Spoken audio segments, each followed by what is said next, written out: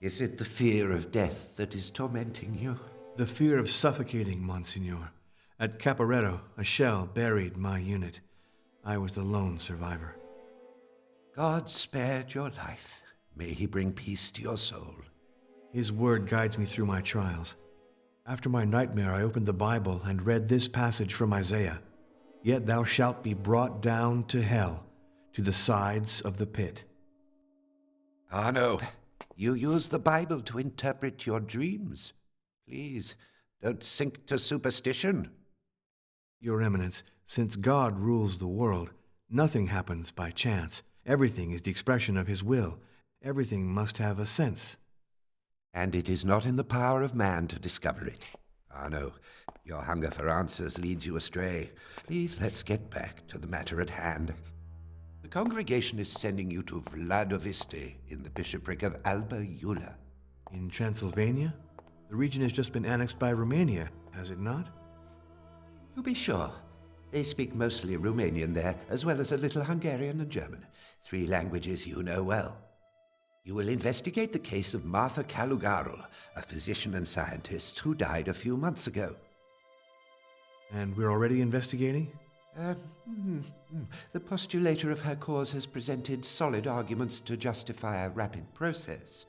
Naturally, this mustn't influence you, but you know your duty, don't you, Mr. Devil's Advocate?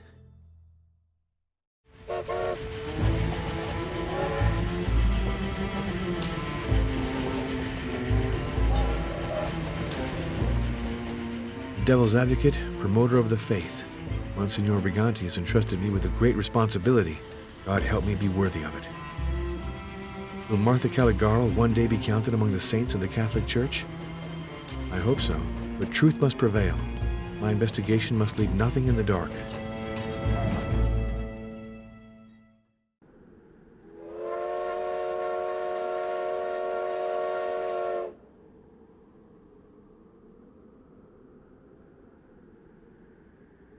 Before anything else, let's try to find that inn where I reserved my room.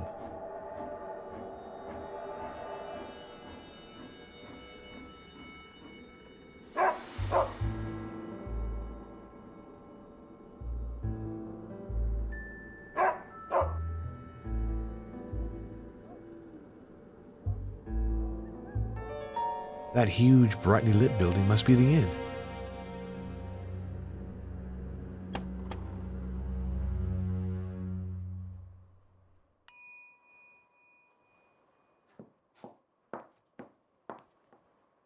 Hello, ma'am. I'm Father Arno Moriani. Ah, you're the one who's come from Rome about Martha. Hello, Father. Your room's waiting. First one on the right at the top of the staircase. You already got a letter. I put it on your table. Thank you, ma'am. Hosanna, Father. Call me Hosanna. It's the name they christened me with. Oh, yeah. Really well. She saved my kid, you see. He was real sick. She sent him to the seashore. The doctor put it like this. Hosanna, your boy's got to change climates. And if it'll make the difference for you, I'll pay the expenses. That woman was truly a saint. I often go pray on her grave. Oh, yes, one thing. Young Master Peckmaster told me he'd sure like to meet you. Mr. Peckmaster? Yeah, Janos Peckmaster. He's one of my lodgers. He got the room across from yours. He's in the parlor right now. Very well. I'll go say hello now. What a delicious-looking basket. I see the inn's kitchen lacks for nothing, which, for that matter, is astonishing in this ruined country.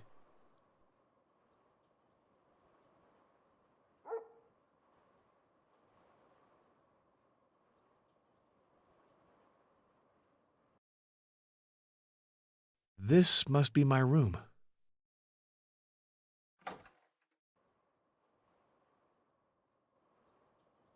A missive from the Diocese of Alba Iula. It concerns Martha.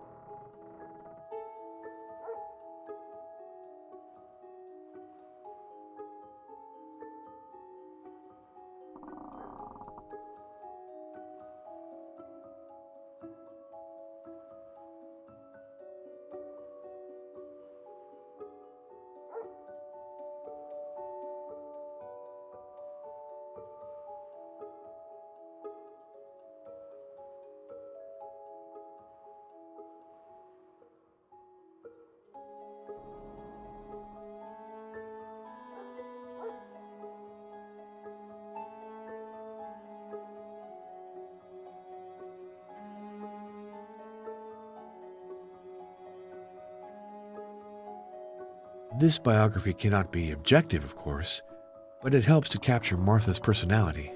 It's about time I seriously started my investigation.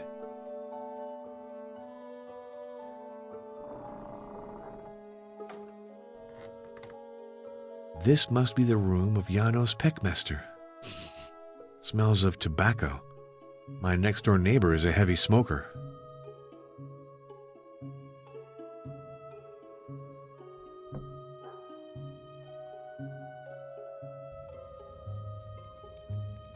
Hello, Father.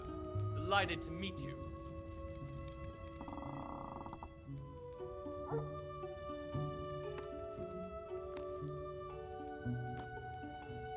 I'm Janos Peckmester, assistant professor in the medieval history department at the University of Alba Iulia.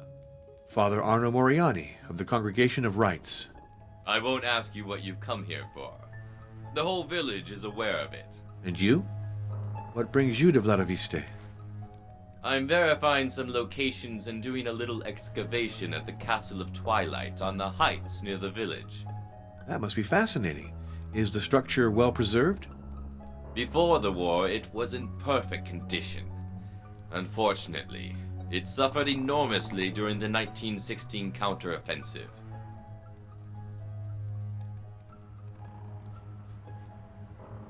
Just between us, it was a terrible defeat for the Romanian army. Without its allies' help, Romania would never have obtained Transylvania. We can hope so. I was in the war as a priest medic in the Italian army. I was at Asiago and Caporetto. As for me, I prefer forgetting all those years. That's the wise thing to do. I wish I could do the same. Do you want to meet me tomorrow at the Castle of Twilight? You can see the ruins from the village. To get up there, go through the crossroads of the Broken Oak. That would be a great pleasure.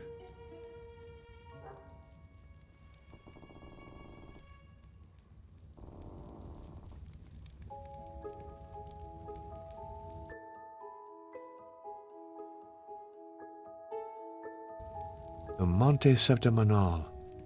That's a regional weekly. The issues are bound, classified by year.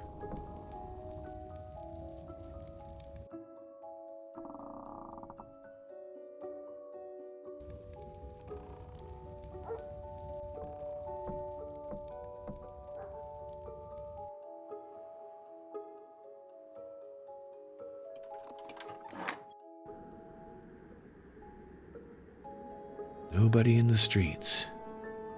What a gloomy atmosphere.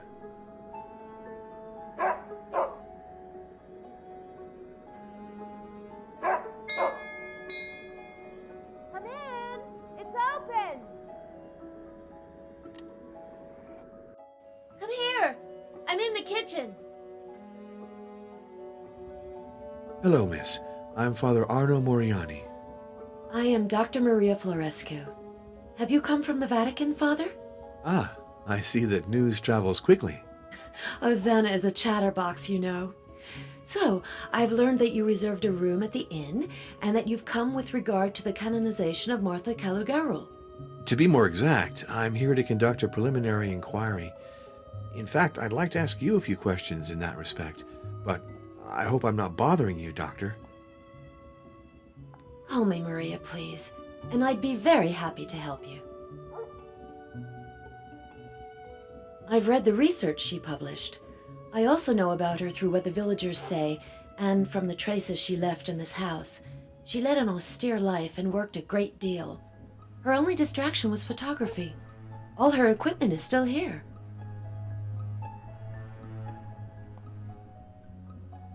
I'd wanted to set myself up since the end of my studies, but I didn't have the money to buy a practice. The Vesnicia Foundation offered me this job after the death of Dr. Calugarul. I accepted it right away. I'm put up, I earn a salary for tending to the poor, and I can develop a small private practice on the side. Don't hesitate to come back if you think I can help you, or I can stop by the inn if you prefer. You will always be welcome, but please, don't go to the trouble. I'll come by again.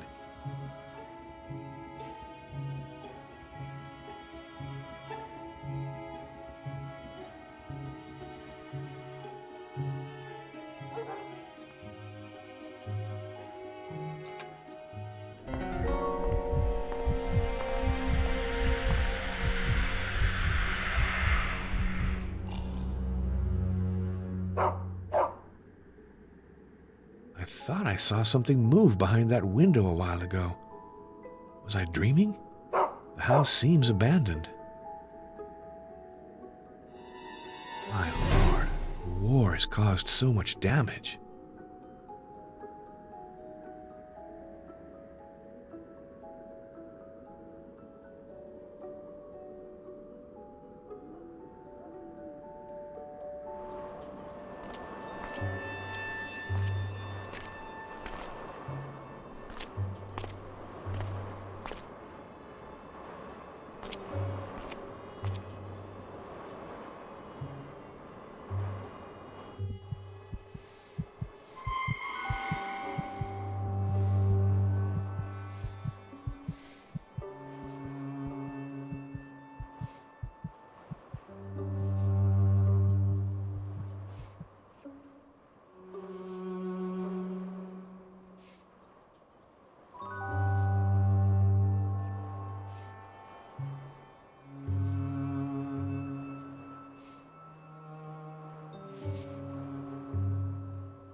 Please!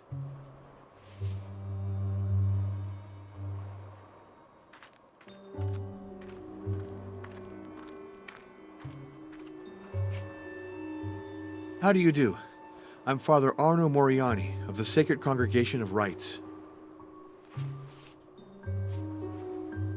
Ah, you're the one come for our Martha. Welcome, Father. I'm Jordan Michu, gravedigger and sexton of the parish. Father Gregoriu Nijescu, he left for the south on a cure. He was real tired. Especially after the death of Martha, she helped him a lot with his good works. The bishop hasn't found a replacement yet, so once again we got no priest, like during the war. He left a phone number. Ask for Costanza 135. Sure, I knew her. She was a darn good doctor, with all due respect. And she had guts. She saved a lot of folks during the war. And then, young Ariel, that everybody was sure had an evil eye cast on him and was sure to die. But that ain't all. Yes? She works miracles. Explain that to me. Weren't for her, I'd have the back all busted. 'Cause, let me tell you, she heals even better since she died. That's why people go to her grave and light candles there. Oh, she's real pretty, but as a doctor, don't tell her, Father, but she ain't up to our Martha. She couldn't do anything for my backache, but luckily I leaned on Martha's gravestone and said 3 prayers, and the next day I was cured. I'll leave you. You seem to have a great deal of work. Well, with all due respect, Father, I gotta move the old ones to make room for the newcomers.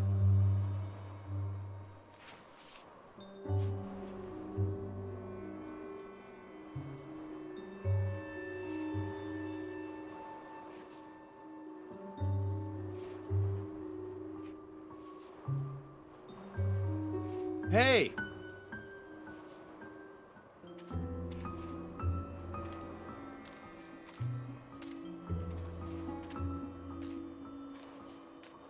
Hello, my name is Ionel.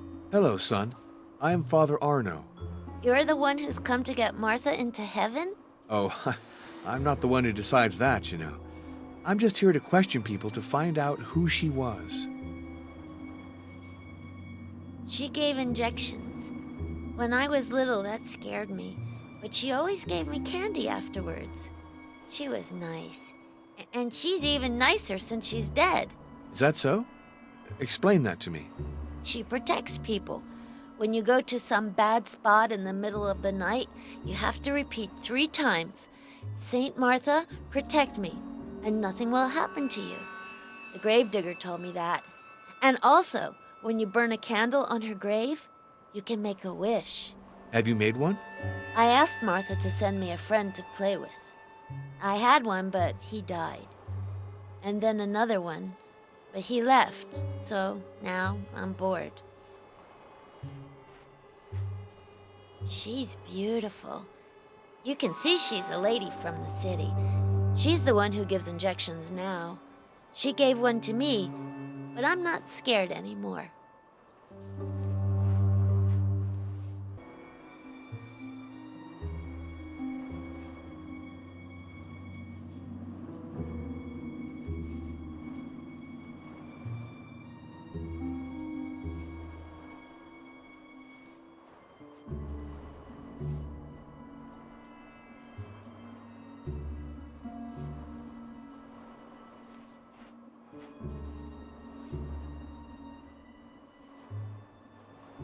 It's closed.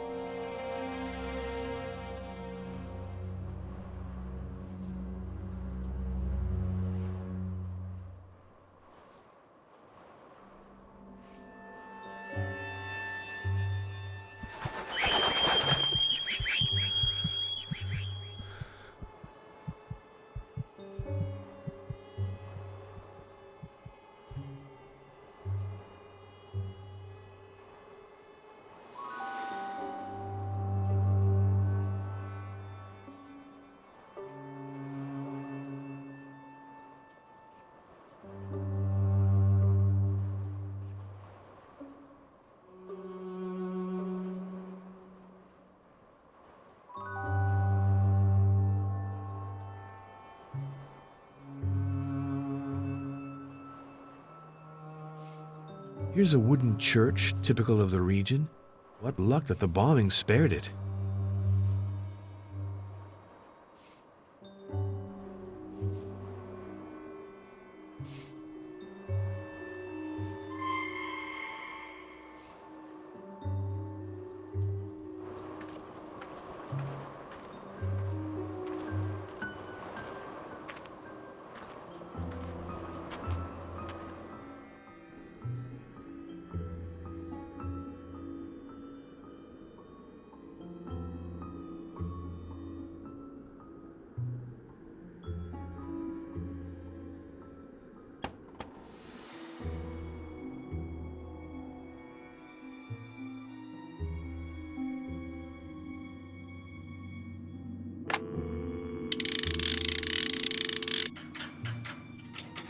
Transylvania Telephone Company. Number, please. Just one moment, please. You're connected. Greenleaf Rest Home. Good day. Could I speak to Father Gregoriu Nigescu, please? This is Father Arno Moriani. One moment, I'll see. This is Father Gregoriu Nigescu. Hello, this is Father Arno Moriani. I belong to the Sacred Congregation of Rites, and I'm investigating the case of the late Martha Calugarul. Ah, yes, I'm aware of that. Not very good, actually, since you ask. But what good does it do to talk about it? Prayer is my only comfort. She was a good Christian, courageous, charitable, and she attended Mass regularly. I appreciated her a great deal. Some of my parishioners think so. The diocese realized that and asked for the case to be opened. Myself, I don't know. Things like that are way beyond me, you know. Goodbye, Father Gregoriu. I wish you a good rest. Goodbye, Father Arno. Well, I think I've done enough for this first day at Vladoviste. It's time to go to bed.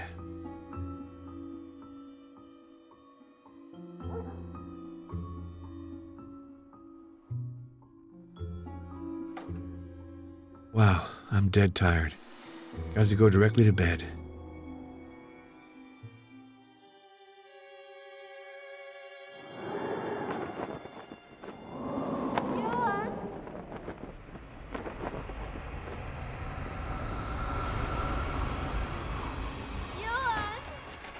Luciana, Johann, may I come up?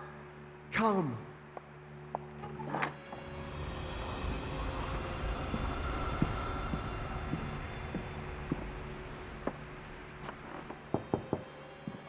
Luciana. Johann. Is it really you? I can't believe it. Come. Come to me.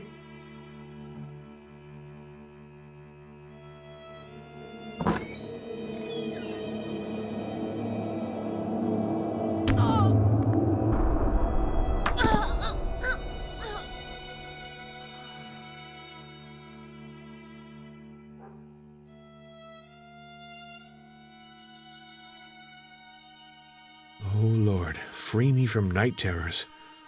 What a strange nightmare. I think I need to refresh my ideas. What if I went to visit Janos at the castle?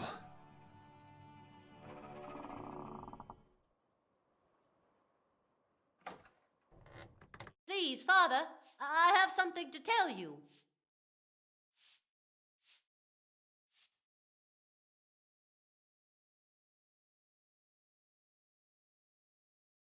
Mr. Stefan Luca, a reporter from the city, arrived here this morning. He's in the parlor. He sort of told me to kind of tell you he'd like to talk to you. A reporter? Very well, I'll go. Wait, Father. I also wanted to tell you. I have to make up the room to the right of yours for Mr. Luca. And maybe it's dumb, but I don't dare go in it anymore. Oh, why's that, Ozana? Well, it's like it was kind of cursed. Really? What makes you think that? The spot, the black spot. The more I rub, the less it goes away. And then the crucifix. It falls down on its own. Come. What can I do to reassure you? Please, put the cross back in place. I don't dare touch it. And bless the room. That way, I'll be able to go in it to do the housework.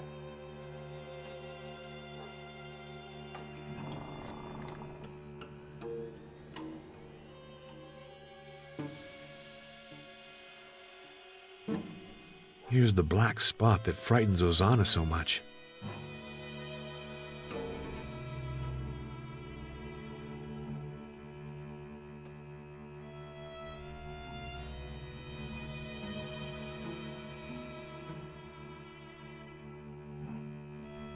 Gloria Patri, et Filio, et Spiritui Sancto, sicut erat in principio, et nunc, et semper, et in saecula saeculorum. Amen.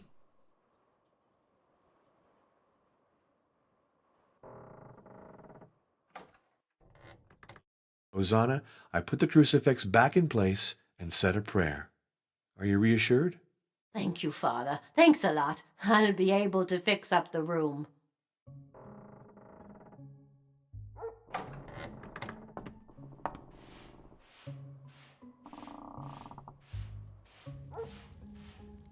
Father Arno, I was expecting you.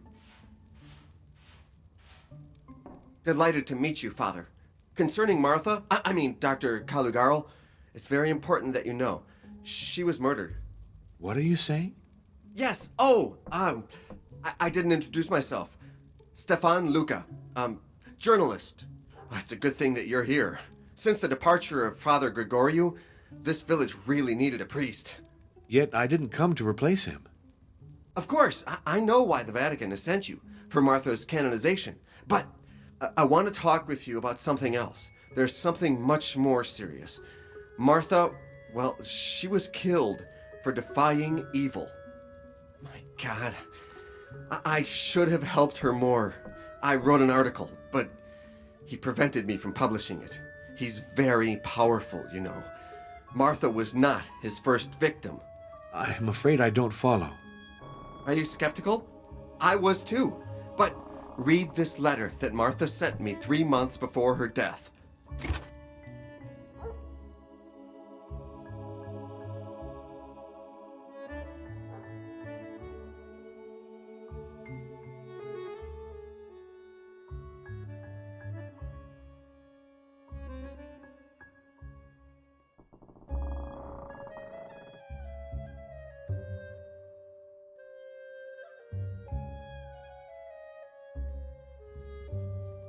Here are the notes Martha kept.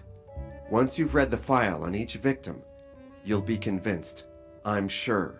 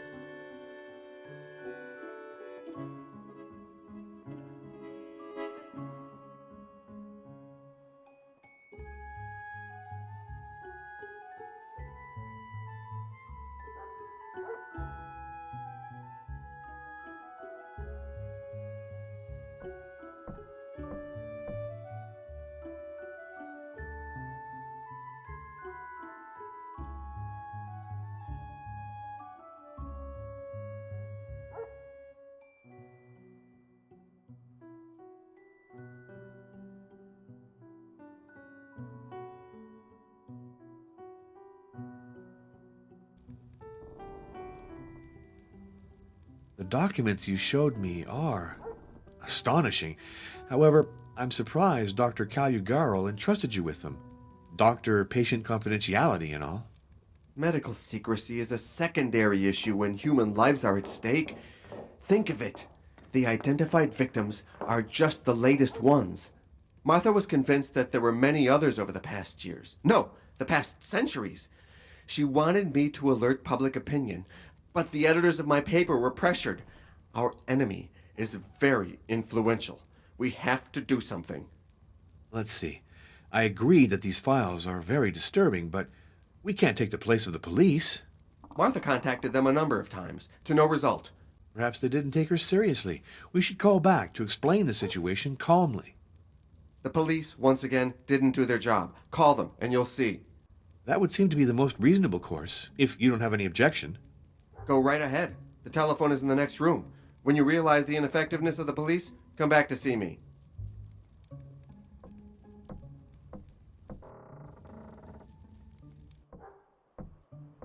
I can't borrow this without permission.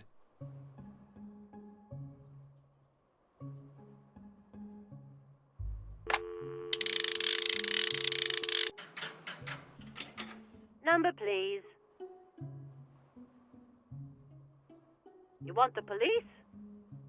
Yes, put me through to the police station in charge of Vladoviste, please. Hold the line. You're connected. Provincial Police, what is it? This is Father Moriani. Well, several people died in Vladoviste in mysterious circumstances. Vladoviste? You have the wrong department. You have to contact the Transylvania Regional Brigade.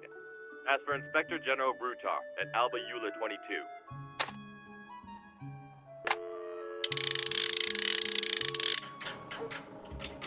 Number, please. Please hold. You're connected. This is Inspector Brutar. Hello, this is Father Arno Moriani.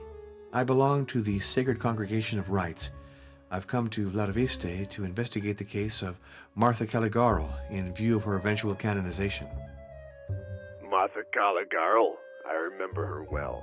Always bothering my men with unbelievable stories and groundless complaints. She wasn't a bad woman, but she had a screw loose. I'll note your opinion. Inspector, I'm calling because my investigation has revealed several suspicious deaths, which all occurred in Vladoviste. They could very well be murders. Give me the names of the supposed victims. Marian Marescu, dead in October 1913. Seldrick Maliskal in July 1916. And an unidentified young girl who died in November 1919. I see exactly what you're talking about. Wasn't it a certain Stefan Luca who transmitted this information to you? Well, that is... Of course it's him. Don't believe anything he tells you. He's just been fired by his newspaper. He's just a troublemaker. Father Moriani, I have to warn you. Our country is currently in the grip of a certain agitation, and the Catholic minority isn't viewed very positively by certain political groups. So, if I were in your shoes, I wouldn't prolong my visit to Transylvania. Thank you for your advice, but you understand that I can't leave without carrying out my mission.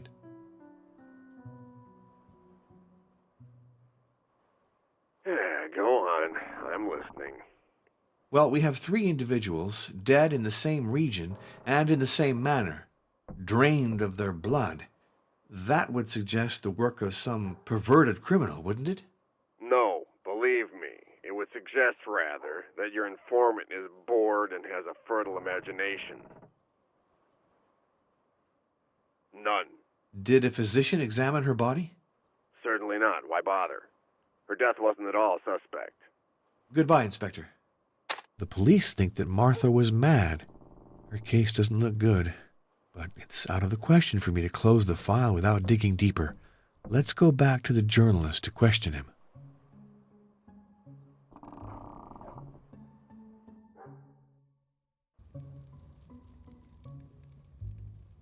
Good. Did you call the police?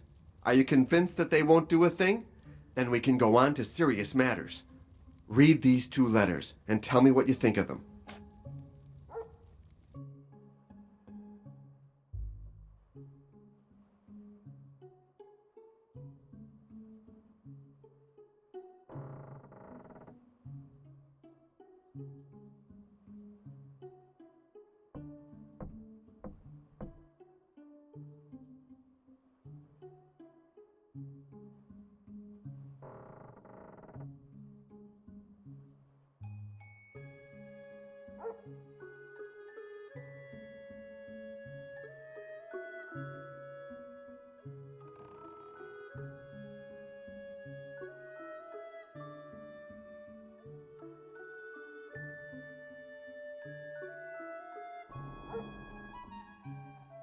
Vampires, hosts. My lord, I must elucidate this sorry affair. Let's subject Stefan Luca to some methodical questioning. The letters you showed me raise a lot of questions. First of all, what exactly does the term vampire signify? Vampire, wampir, upir, upir, brucolacus for the Greeks. Do these words really evoke nothing for you? To tell you the truth, they do. I seem to recall reading something about these, creatures. So, if I understand right, Martha tried to drive them back with a communion host ground into a powder? That's right. With the crumbs from the host, she drew a protective circle. Tell me, was the host consecrated? I suppose so. Did Father Gregoriu know that this sort of activity was going on in his parish? The best would be for you to ask him the question.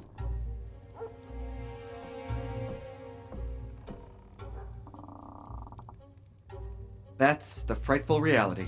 And why don't the residents do something to rid themselves of a curse like that? Because they're resigned and submissive. To vanquish evil, you have to be strong. She wasn't that old. Overwork, perhaps? Come on, she was in perfect health. Just before she died, she was still hiking in the mountains. Since the war, we've changed our nationality and our official language. One thing hasn't varied: the ineffectiveness of the police. Worse, I think they've sold out to our enemy. I have reason to believe they wanted to intimidate Martha, or even worse. Yes, we chatted over a glass of Zwieka, our local prune brandy. Janos is a great lad, very cultured, but he has a rare lack of imagination. Young Maria? No, I didn't want to frighten her. I don't think she can help us in any case. Father, help me resume the task that Martha began. With a priest at my side, I'd feel stronger. It's not so simple. You see, this affair is really not in my purview.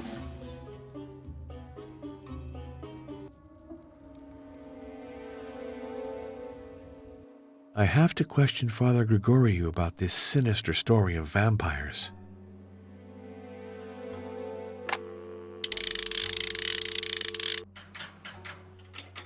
Number, please. Just one moment, please. You're connected. Greenleaf Rest Home. Good day. Could I speak to Father Gregoriu Nigescu, please? This is Father Arno Moriani. One moment, I'll see. This is Father Gregoriu Nigescu. Hello, this is Father Arno Moriani. Father, I have to discuss a very delicate subject with you. Please answer my questions very precisely. It's important. Do you know Stefan Luca? He's a journalist, a friend of Martha's. They developed photographs together. According to Stefan Luca, Martha Calugarul believed in vampires and engaged in strange rituals. It's true. And before you ask the question, yes, I helped her. You do know the position of the Church on this subject, don't you?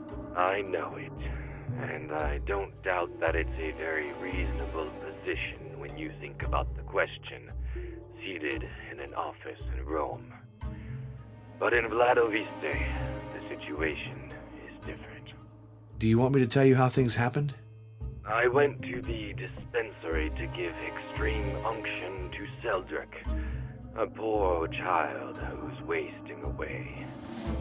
I uttered a few of the usual prayers, and then I gave Martha the sacred hosts.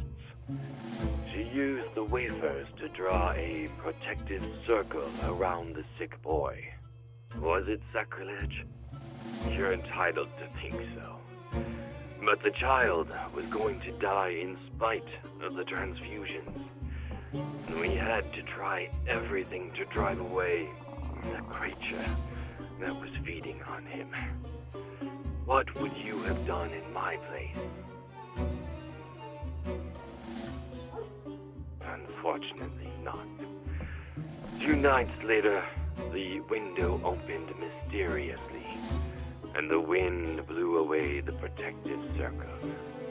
Martha found the child dead, with wounds on his neck. Yes, a waste of time. The war began shortly after the child's death. I left the village to serve as an army chaplain. Upon my return, we tried to save a young amnesia victim. The girl seemed possessed. She ripped off the garlic necklaces that we hung on her neck and left her room every night. She didn't survive long. Young Ariel almost died as well. But Martha saved him by sending him away from the village.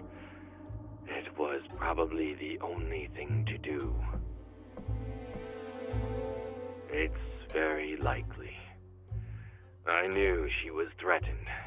I'd offered her a dog to protect her. Now that seems to me to have been laughable. As if a dog could have stopped the enemy she was confronting. Do you think that enemy was a vampire? A supernatural creature? An emanation of the devil. If you'd lived a few years in Vladoviste, you wouldn't doubt it. Martha spoke to me of it. It's a sort of accursed way of the cross, which leads to the source of evil. She embarked upon it against my advice. I wanted to protect her. Oh, I was wrong. Why is that? She died fighting. I fled. Today, it is she who has the good part. Thank you for your frankness, Father. Of course, you realize that after your revelations, Martha will never be canonized. Yes, of course. What does it matter if she rests in peace? Another thing, if a direct question is asked, I shall be forced to evoke your part in this business. So be it.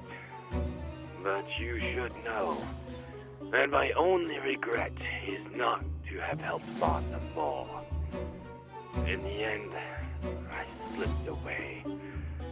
It was cowardly of me. The Lord is our only judge. I have no wish to condemn you. Goodbye, Father Gregoriu. I wish you a good rest. Goodbye, Father Arno. All right, now it's time to make my report to Monsignor Briganti.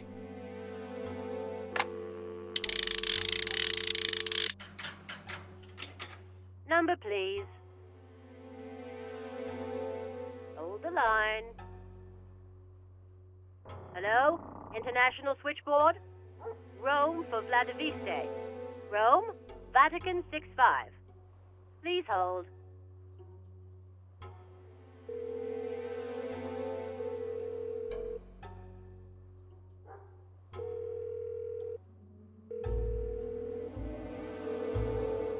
He's not in his office. I'll call back later. Meanwhile, let's go see Janos at the Castle of Twilight. That will give me something else to think about.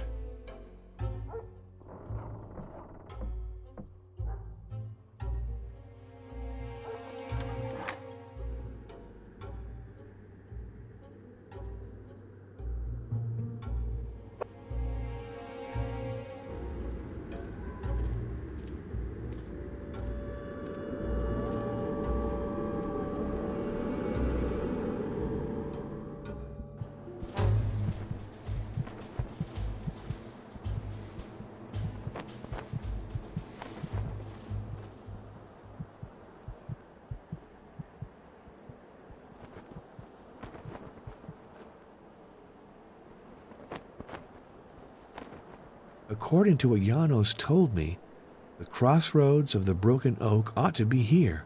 I have to keep going straight to get up to the castle.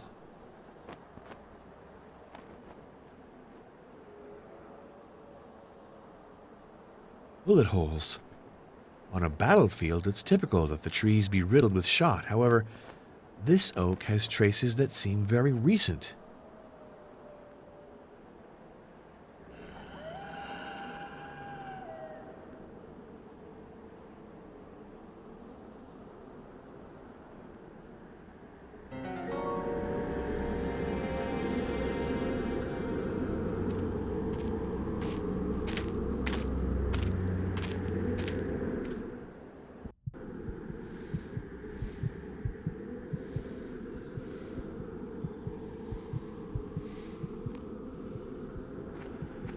Hello, Janos. Welcome to the Castle of Twilight. These ruins are impressive, aren't they? Imagine this edifice before the war, when the erect ramparts had been standing for centuries. The Dragoman family, which reigned over Transylvania in the heroic age, lived here. Its most famous member was Vladoviste, hero of the war against the Turks. A magnificent sovereign, and a passionate subject to study. I think he's the greatest prince Transylvania ever had. No, the building is much older, but Vladoviste enlarged it by adding the outer walls.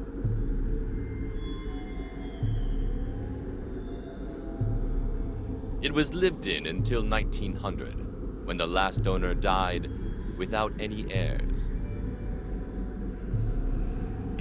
The drawbridge is destroyed. Frustrating, isn't it? If only I had the means to restore it. The castle must have suffered terrible bombing. Yes. In addition, the Romanian mountain troops had the dubious idea of storing ammunition here. Obviously, the whole thing blew up.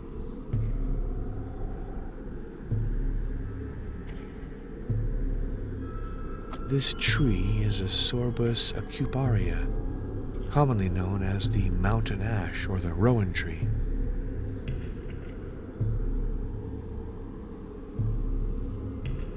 This sundial adorned the entrance to the castle. A bullet shattered it, and a piece is still missing. I searched the whole area without finding it. That's especially annoying. Vulnerant omnes, Ultima necat. All injure. The last one kills. That refers to ours, doesn't it? Yes, which gives us a rather gloomy picture of man's fate. Gold with the sable wolf, the personal coat of arms of Vlad Tepesh.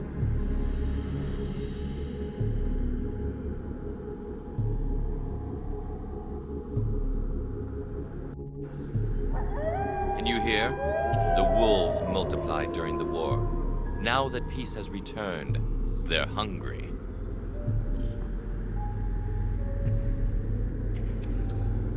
Skeletons. Exposed during the destruction of the ramparts. They were convicts who died of exhaustion while digging the foundation of the castle. They were buried where they fell, probably so their ghost would guard the place.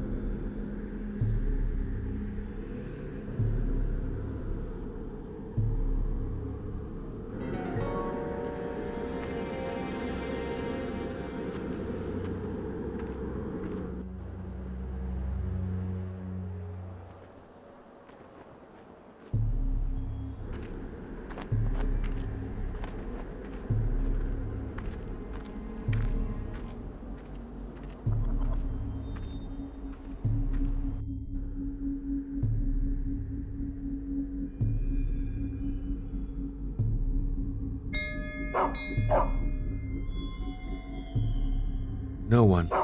I'll come back.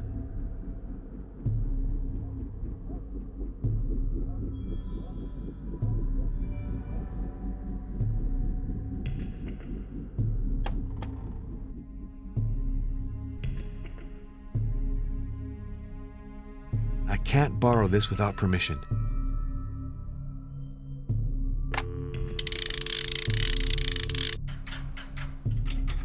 Number, please.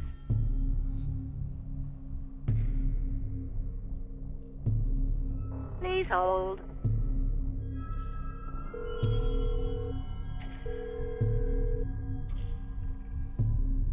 This is Cardinal Felicio Briganti. This is Father Arno Moriani, How is your investigation going? a journalist friend of Martha Calugarul has a strange story to tell. He maintains she was assassinated by a dark power. What? And what do the police think? According to them, the reporter is a pathological liar, and Martha wasn't right in the head. As for me, I'm coming to more or less the same conclusions. I have proof that Martha believed in vampires and kept them away with the sacred host. How could that be? The file seemed so serious. What a disappointment. And as for those vampire stories, tell me, was the parish priest aware of this? Yes. And he did nothing? Said nothing? Well, that is... Don't tell me he took part in these magical rites. In fact, yes. Good heavens! And was he paid for that? I have no reason to think so. He seemed entirely disinterested and sincere to me. And he's very sick.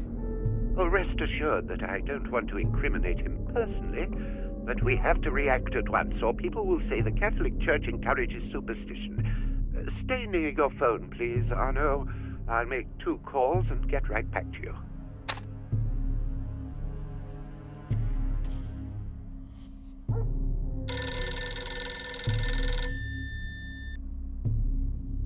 This is Father Arno Moriani. Arno, I've informed the Diocese of Albayula. They're stunned and say it's a setup. Are you sure about what you're putting forth? The testimony of Father Gregoriu seems conclusive to me. How could a priest encourage practices of the sort? That's the crux of the matter. I spoke about it upstairs and learned to my consternation that we're not dealing with an isolated instance here. Believe it or not, this is the 20th century and there's a fresh outbreak of belief in vampires. It's probably connected to the success of certain novels that have troubled impressionable minds.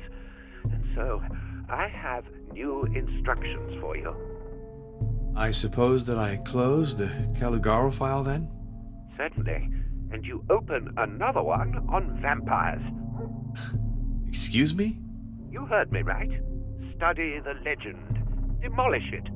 Prove that it is not based on reality. We'll give your report widespread distribution. Yes, but hasn't the Church already taken a position on the question? To be sure, Benedict XIV formally condemned belief in vampires, but that was 2 centuries ago. It's time to bring his message up to date. What exactly am I to do? Seek the origins of the myth, but also pay attention to its literary aspects, its recent manifestations. Show that those phenomena that terrorize the naive are either pure fabrication or have explanations that aren't supernatural. Let me insist on one point, Arno. For your research, it's important that you consult the best scientific experts. We need the authority of a doctor and a historian to support your conclusions. Do you think that a rational discourse can vanquish superstition? I know the battle is never definitively won, but it must be fought. I hope the task doesn't seem too daunting for you. Not at all. You're entrusting me with an unexpected job, but a very interesting one. I'll get at it without delay. I'm counting on you. No, it's better that I contact them if need be. The Diocese of Albayula let it be known that the canonization of a local native would enable the Catholics, who are in minority in Transylvania, to reaffirm their identity with regard to the Orthodox.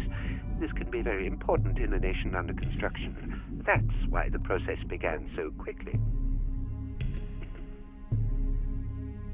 It would seem self-evident that the diocese might object. I'd rather not run the risk, unless circumstances force you to. If you had to celebrate a funeral mass, for example. Your mission is delicate, Arno. It's difficult to accomplish without offending someone, but I have faith in you. You'll know how to act suitably. Goodbye, Your Eminence. Be well, Arno.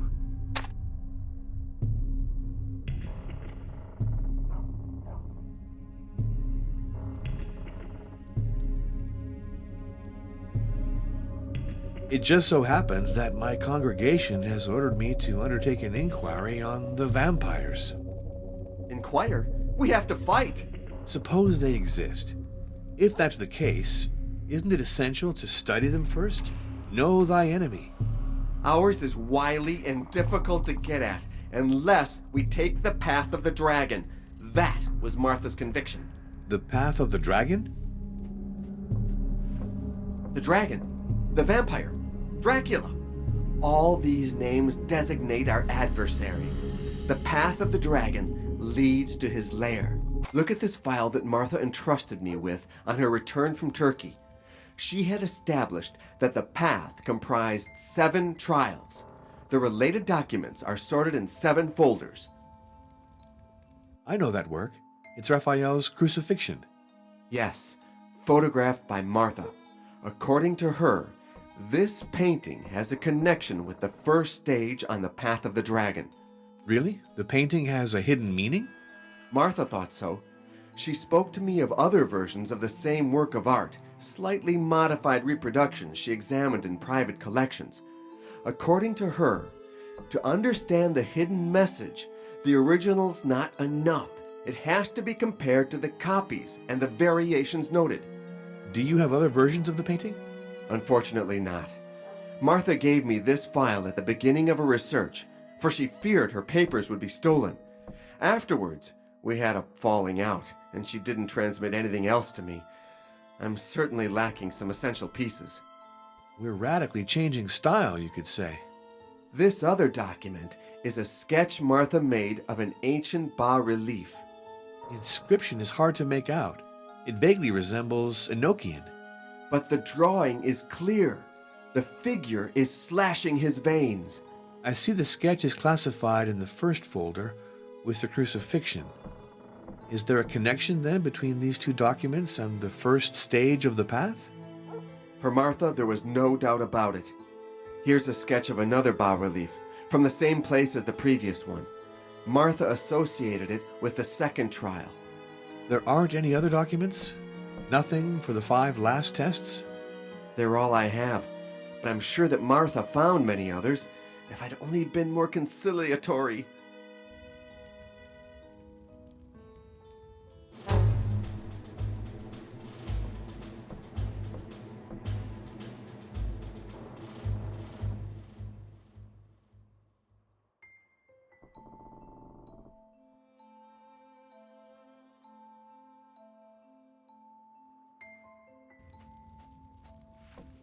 It's a good book, isn't it? It summarizes the events rather well. Father, we have to follow the path of the dragon. Let's go to Turkey. Since Martha went there, together we'll succeed. I don't think that my superiors would appreciate that initiative. However, I promise that I'll think about it.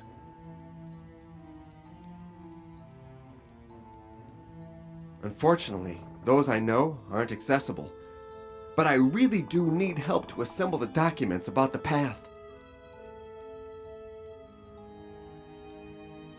One day, I found her in a state of shock. She wouldn't tell me anything, but I understood that she had been threatened. I told her she was taking too many risks. She wasn't listening to me, so I got angry. She answered that she'd do without my help, and she never spoke to me again about the path. It was stupid of me.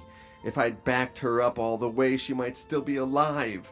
Today, it's my duty to finish what she began, alone if you won't help me.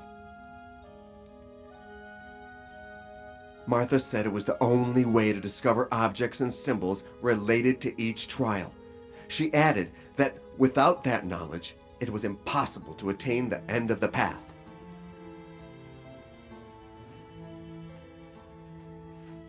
She haunted public and private libraries.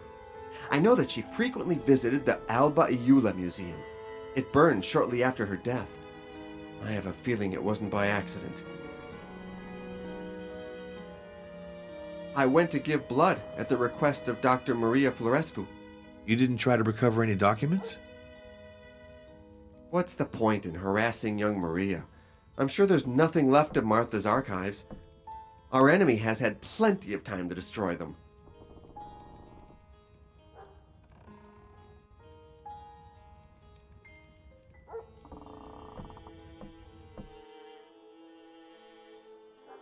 Dr. Florescu came by.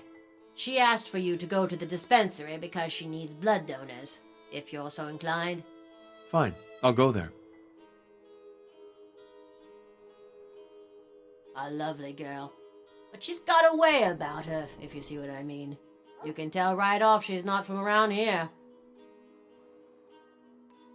Always hanging around outside, if that ain't a shame. Of course, he's got no more parents. Lives with his uncle, who barely takes care of him.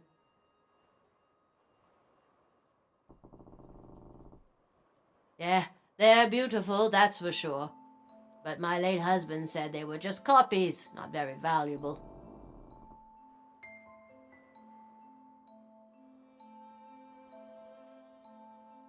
What I think is she killed herself with work. And anyway, she never ate anything. I always knew her thin as a rail even before the war. When you work a lot without eating, then obviously you're gonna... Jesus, Mary, and Joseph, oh Father, please don't say that. People might think us folks in Vladoviste ain't very proper.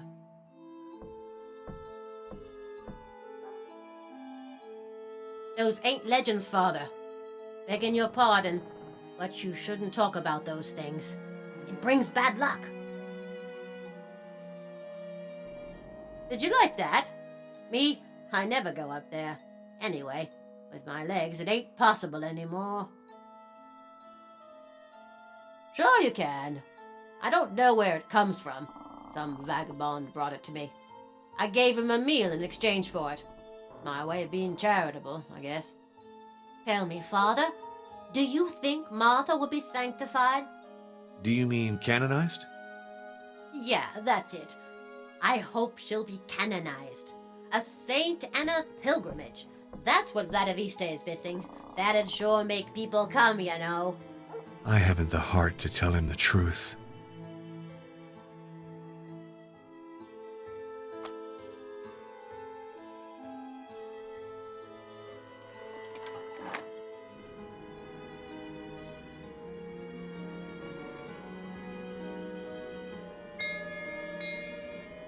Come in!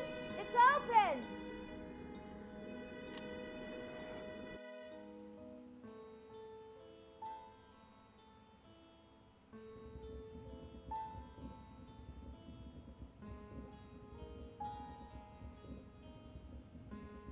Thank you for stopping by. I noticed that my blood stocks were really insufficient. Would you let me take a sample of yours? Certainly. I was a priest medic during the war. I saw many lives saved thanks to transfusions. Oh, so you're a nurse as well. Then you'll be able to do it yourself. Great. I have to rush off to see a patient on the other side of the village. Oh, what exactly do I have to do? Draw your blood and place the bottle in the refrigerated chest. The combination is easy to remember. The date the dispensary was built.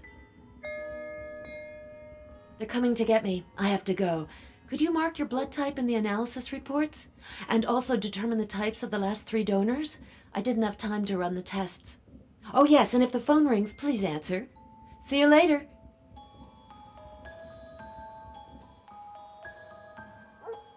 All right, down to work. I hope I haven't lost the touch.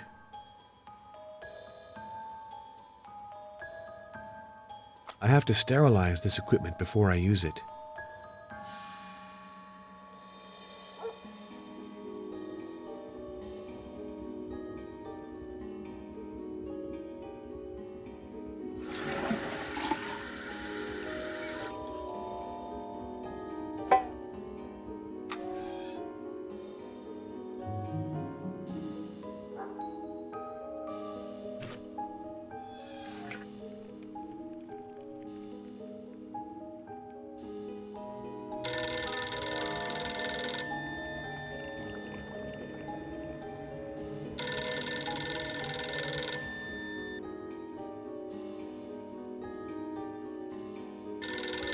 It's not hot enough to boil the water.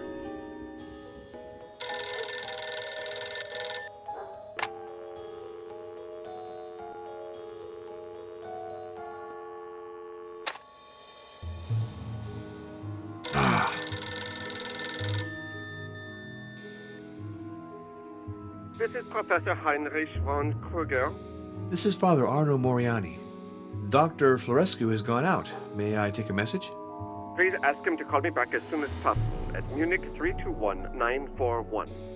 I'll be sure to do that. Goodbye, Professor. Goodbye, Father.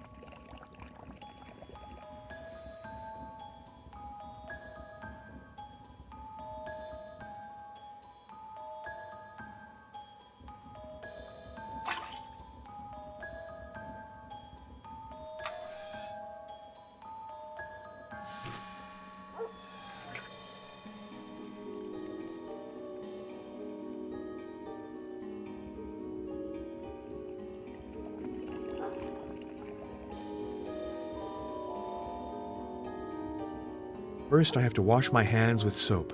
Never handle medical equipment with dirty hands. During the war, I saw far too many comrades die from infected wounds.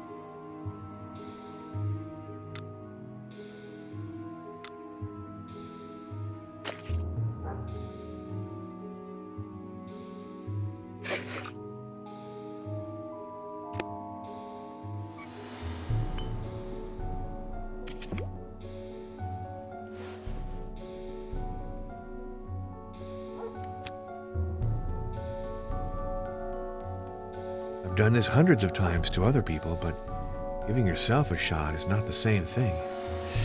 Be brave. It has to be done.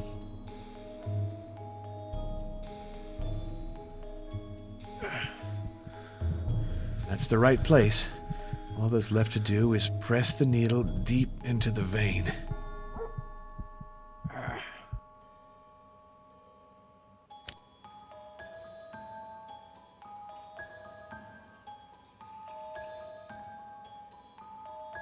The ampoule is full. Perfect. Now I have to store the bottle of blood in the refrigerated cabinet.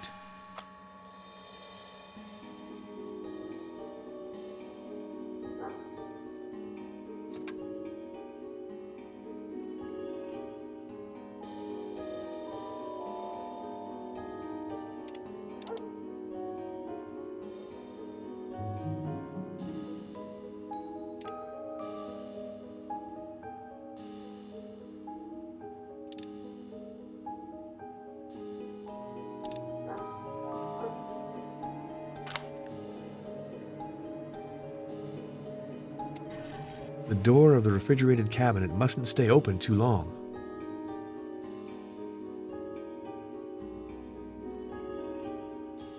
Now I have to figure out my blood type, as well as that of the 3 last donors, and update the analysis reports.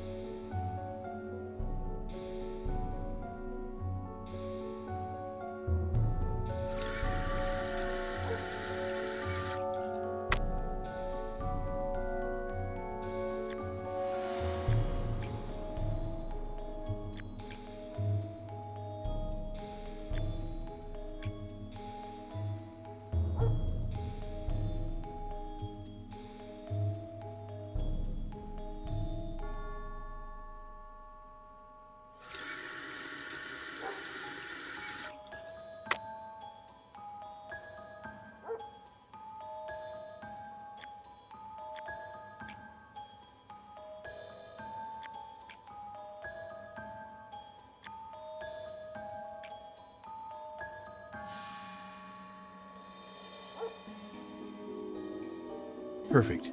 I'm sure of my results. Maria should be happy. I've done my work well.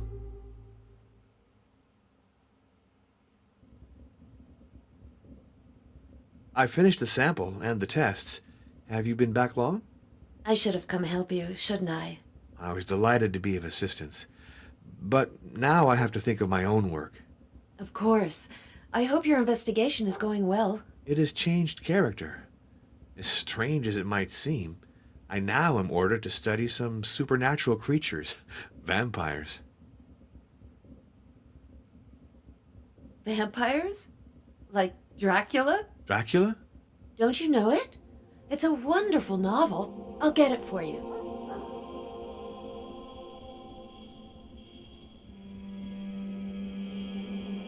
Look at this book. It's Dracula by Bram Stoker. Oscar Wilde said it was the most beautiful novel of the century. What a massive novel. Let's peruse it to see if there are any interesting parts.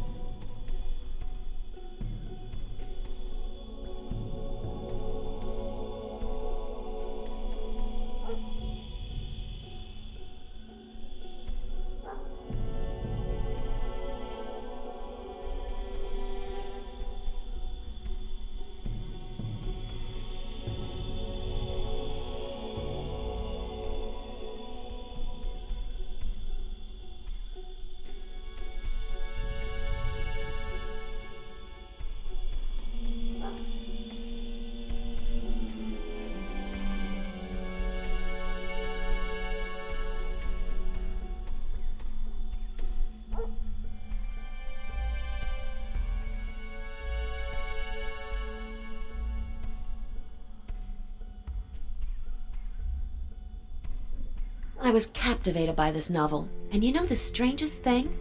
The author used Vlad Tepes as his model for the character of Dracula. Vlad Tepes? The voivode? The very same one. The one who used to rule from the Castle of Twilight, whose ruins you must have noticed. Vlad Tepes, nicknamed Dracula.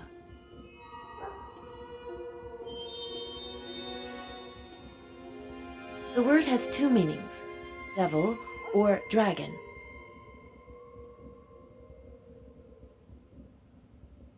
Stoker speaks of this voivode Dracula who earned his nickname attacking the Turks beyond the Great River at the very border of their country. That clearly signifies Vlad Tepes. That prince spent his youth as a captive of the Turks. Afterwards, he fought them fiercely.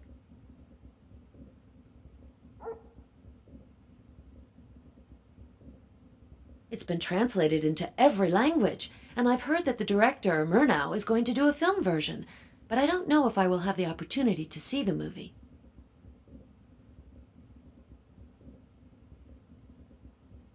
I know him. He came to the dispensary too, to give his blood.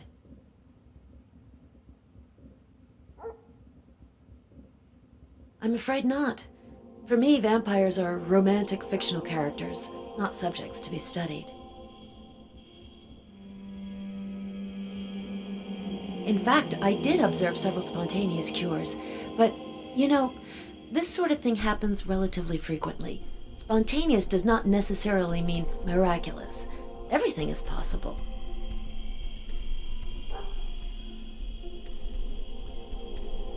I like him.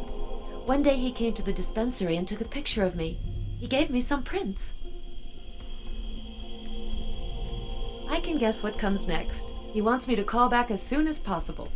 You don't really want to, if I'm not mistaken.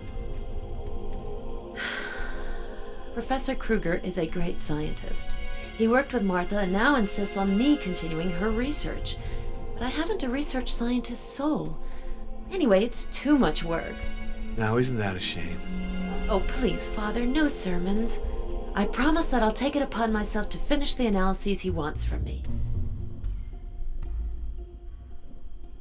Oh, it's very kind of you to visit me, Father.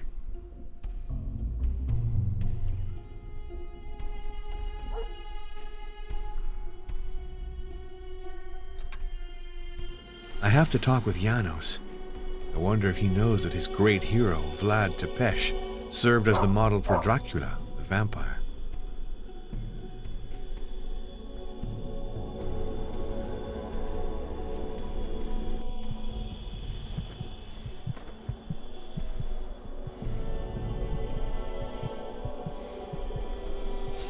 Fragrant flowers, thorny stem. It's a wild rose bush.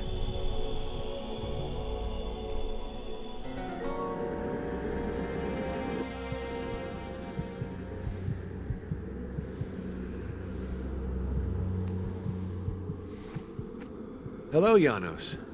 I have a surprise for you. I've just been ordered to conduct an investigation into vampires. What do you know? Anything can happen. I was talking about the same subject with Stefan Luca, who just arrived at the inn. He's kind of a fanatic, and firmly believes in the existence of vampires. You should question him. You're more useful to me because you're a historian. I have several questions to ask you, particularly about Vlad Tepes. I'd be glad to answer them, but this incomplete sundial irritates me. Could you first help me restore it?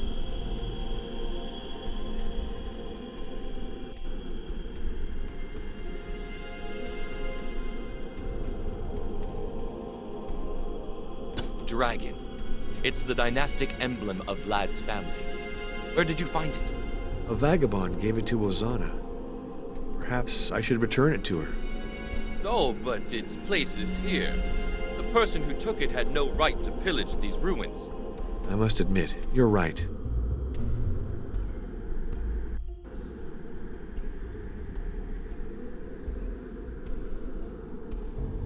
The recognized expert on the subject was Professor Van Bergen. The great Orientalist. The man who crisscrossed Asia for the English Secret Service? The very one.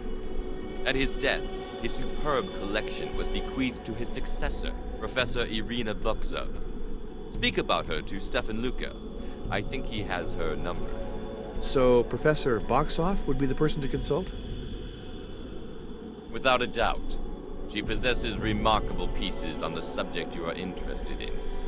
A manuscript of a biography of Vlad Tepes in particular. Good. I shall get in touch with her.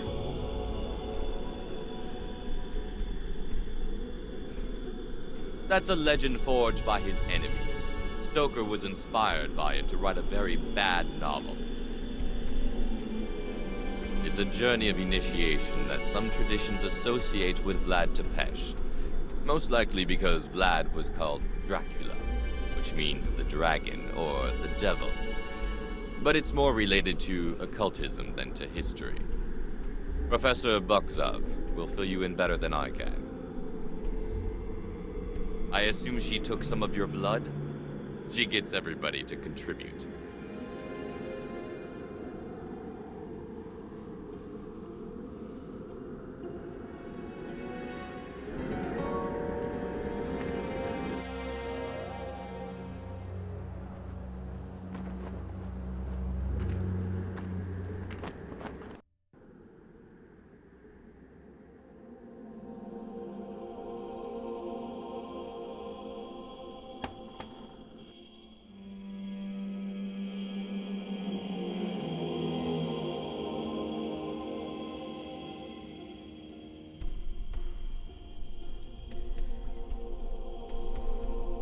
Irina Buxov? I tried to contact her, but I was rejected. She's incredibly mistrustful. It's a shame, because I think she knows a great deal about the path of the dragon. Do you have her phone number? Who knows? Maybe I'll be luckier than you. Do you think so? Possibly. You're a priest. That inspires trust. Call 445-827 in Budapest. But whatever you do, don't say you know me.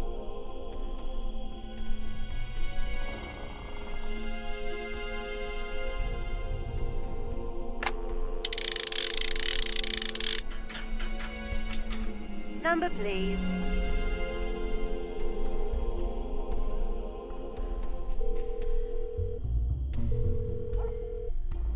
This is Irina Boxoff. This is Father Arno Moriani. Hello, Professor. At the request of my hierarchy, I'm investigating the persistence of certain superstitions. You are an authority on questions of folklore and popular beliefs. You flatter me. Let's say that I've had the good fortune to inherit the library of my predecessor, Professor Hermann von Bergen. But tell me, what exactly is your investigation focused on? The belief in those imaginary creatures called vampires. Vampires. You're interested in vampires. Just to demystify them, the Catholic Church wants to fight this superstition. I have serious reserves about getting into the subject. I am in great demand, you know. Could you be more precise about the framework in which you're conducting your inquiry? I was entrusted with it by Monsignor Felicio Briganti of the Congregation of Rites. If need be, you can contact him by calling Vatican 63. Your references are serious. I'll accept to help you, Father, but I don't trust the telephone. Could you visit me at my office in Budapest? Certainly. As early as tomorrow, if it's all right with you. Very good. I'll expect you. Oh, I forgot. I was told that you possess a volume related to my inquiry. A biography of Vlad Tepes? That's true. Professor von Bergen left me Michel Beheim's account in verse. It's a 15th century manuscript, very precious. But did you know that the German prose version was reprinted in 1905? It's a brochure entitled Geschichte Dracula Vida, brought out by the Friends of the Vatican Library. Published by the Friends of the Vatican Library? In that case, it won't be difficult for me to procure a copy. Goodbye, Professor. Goodbye, Father. I have to call Monsignor Briganti to alert him that I'm going to Budapest.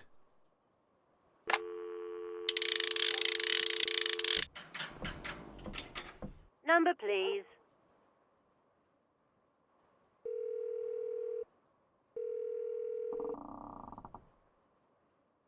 This is Cardinal Felicio Briganti. This is Father Arno Moriani. Delighted to hear your voice. So, Mr. Devil's Advocate, what's the weather like in Transylvania? Stormy. But that doesn't bother me. It gives the countryside a kind of tragic coloring. My goodness, Arno, you haven't changed. What can I do for you? I intend to go have a discussion with Professor Irina Boxoff in Budapest to complete my file on vampires. Very good. Will you be coming back to Rome directly afterwards? If you don't see any problem with it, I'll go back to Vladoviste first. I'll be more tranquil there to write out my conclusions. Ah, an excellent idea. You'll be able to take advantage of the fresh country air. I also plan on spending a week or two in the country. I almost forgot. Could you have a work that was published by the Friends of the Vatican Library sent to me? Certainly. It's a bound volume. Geschichte Dracula Vida, reprinted in 1905. No problem. I'll send it to you at your inn. Let me insist on one point, Arno. For your research, it's important that you consult the best scientific experts. We need the authority of a doctor and a historian to support your conclusions. I understand. And after you've finished your work, make sure you get some rest. Goodbye, Your Eminence. Be well, Arno.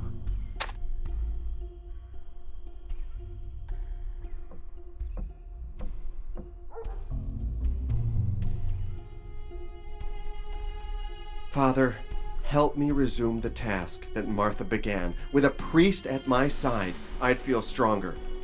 It's not so simple. You see, this affair is really not in my purview.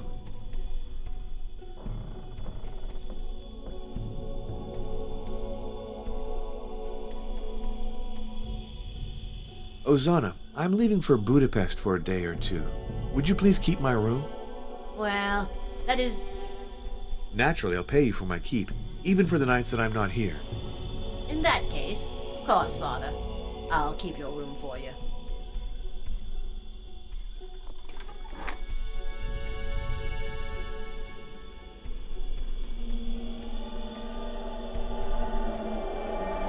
Greetings, stranger. Hello, I'm Father Arno Moriani. I am Luana, the gypsy. Tell me, priest, do you want to know the future? I'd prefer to ask you about the past and the present. Yes. She did not choose an easy path.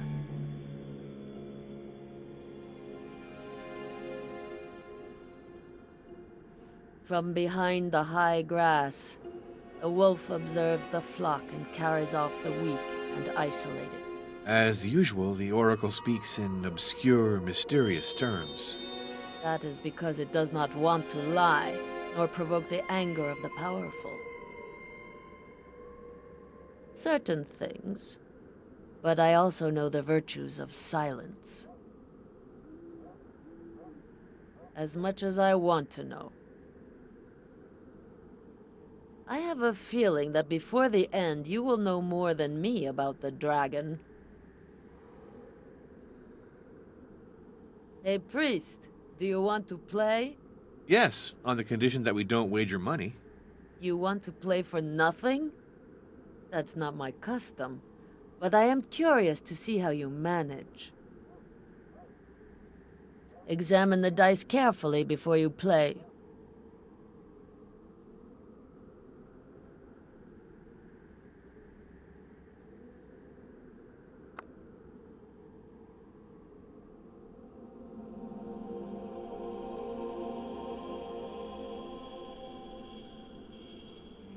Each one, in turn, must choose a different die and throw it using a horn. The two dice are discovered at the same time. The higher number wins. Do you want to begin?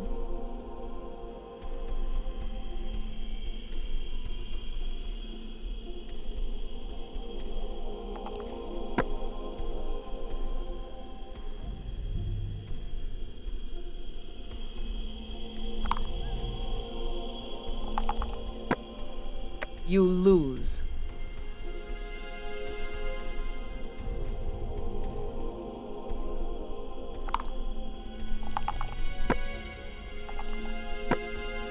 You win.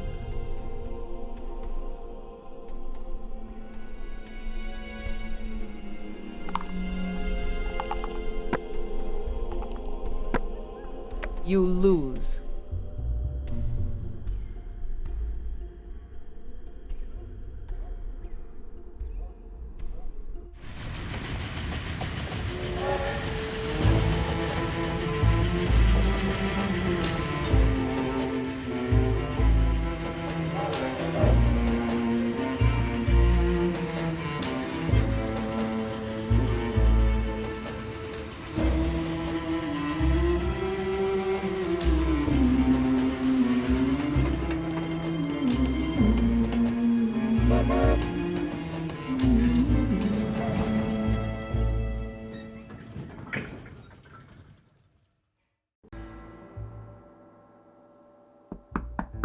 Come in.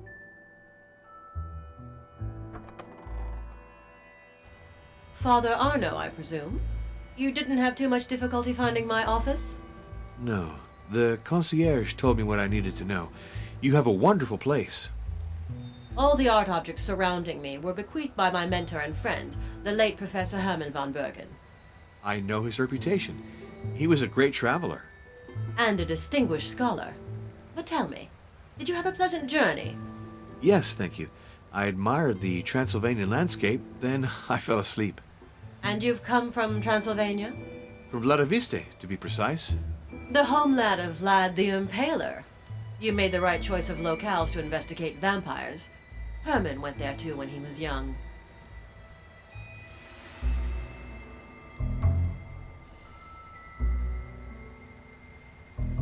He never told me. I've had various hypotheses, of course, but I must confess, the question intrigues me. And to think that the answer might lie behind you. The personal papers of Herman are in this strongbox. He died suddenly, and didn't have the time to give me the code for opening it. Can I try to open it? I'm no expert in the matter, but with a little luck. Gladly. I'd be very grateful if you managed to open Herman's strongbox.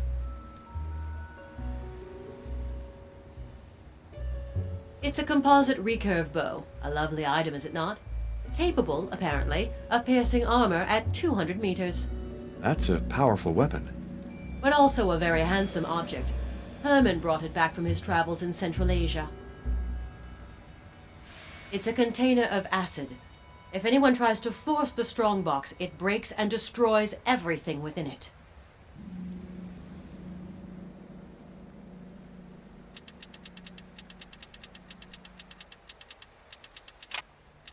This lock is incredibly noisy. Or has my ear become more sensitive?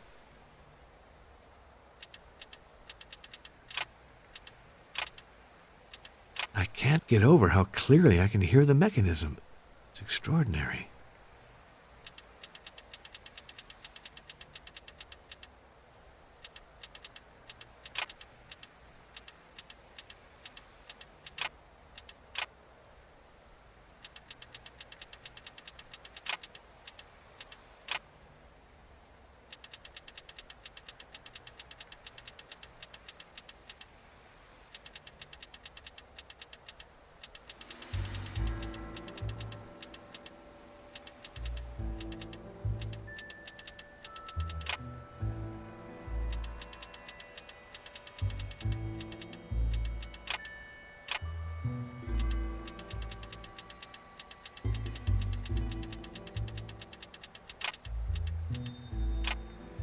I found the combination. MDCCCXX. Looks like a number in Roman numerals.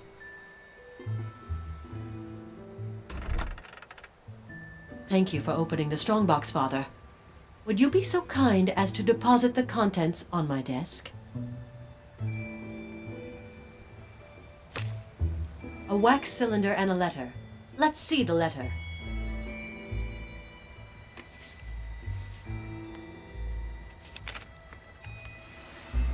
Very interesting.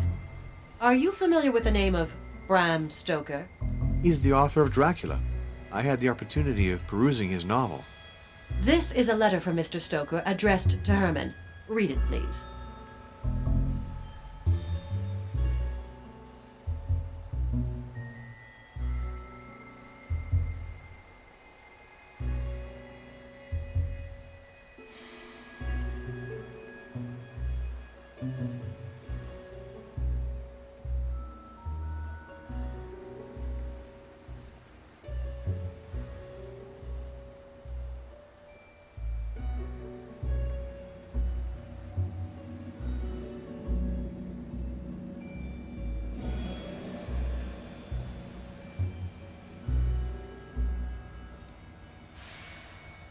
So then Stoker was inspired by a story told him by Professor von Bergen, the story of events that had taken place in Transylvania.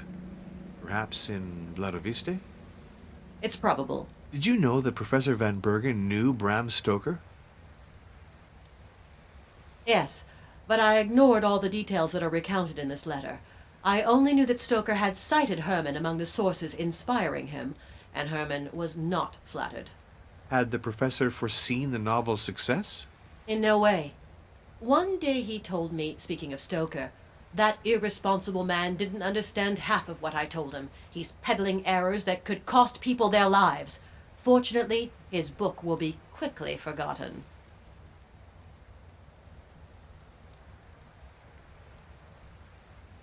The first trace we have stems from ancient Babylon. The creation poem contains sinister allusions to Lilith, the unappeasable, who sucks the blood of newborns. Several centuries later, the Odyssey evokes dead people who crowd together to drink at a blood-filled ditch. But it's in Europe, beginning in the 14th century, that veritable epidemics of vampirism are described. They would continue until the 18th century, a period which left us much written testimony. For example? The famous Visum and Repertum report, written in 1732 by a retired Austrian military doctor. In it, we learn in abundant detail how Serbian peasants open a vampire's grave and execute him by driving a stake through his heart. What an energetic method. It's very widespread. In Russia, they use an aspen stake. In other places, it's made of hawthorn, from which Christ's crown of thorns was woven.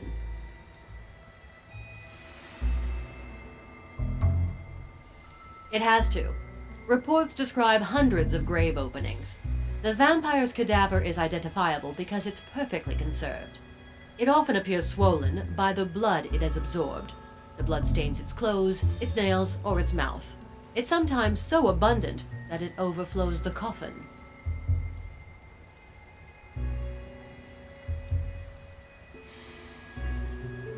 What do you mean by believe, Father? I mean, do you think that vampires have a real, objective existence? Real or objective? You must choose, Father, because the only immediate reality is subjective. The rest are just hypotheses. All right, your viewpoint is unassailable. So let me reformulate my question. According to you, has the existence of vampires been demonstrated? Jean-Jacques Rousseau said, "If ever there was in the world a warranted and proven history, it is that of vampires. Nothing is lacking. Official reports, affidavits of well-known people, of surgeons, of priests, of magistrates. The evidence is most complete." Yet all these stories and affidavits seem very confused to me. I sense nothing coherent behind it all. Didn't you say yourself that the traditions don't agree? Don't take the legends literally. I think they are the deformed reflection of a truth that is even more horrible. This book, The Lords of Twilight, is the most rigorous volume ever written on vampires. Open it.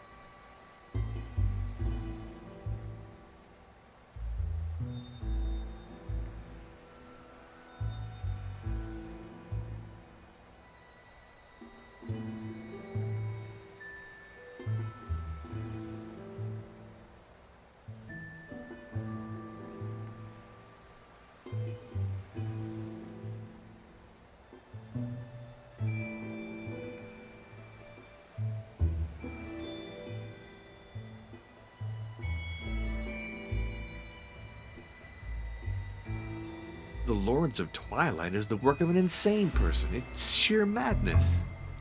Father, the war that has just ended shows that the whole world can go mad. In less than 30 years, evil will seize power and the earth will once more catch fire. No, not so quickly, not so soon. After the carnage we went through, the world will take the time to let its wounds heal. You'll see.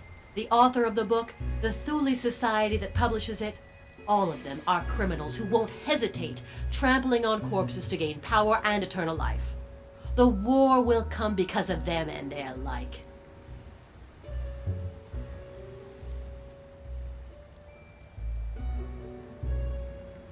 It's a group founded by Heinrich von Kreutzberg on the ruins of the Golden Dawn, another secret society. Thule reached out to Professor von Bergen many times, but he couldn't bear them. He always kept his distance, and I followed his example. Did they approach you? Many times. Openly, then in any roundabout way. Oh, they're very clever, very influential. I would never compromise myself with them.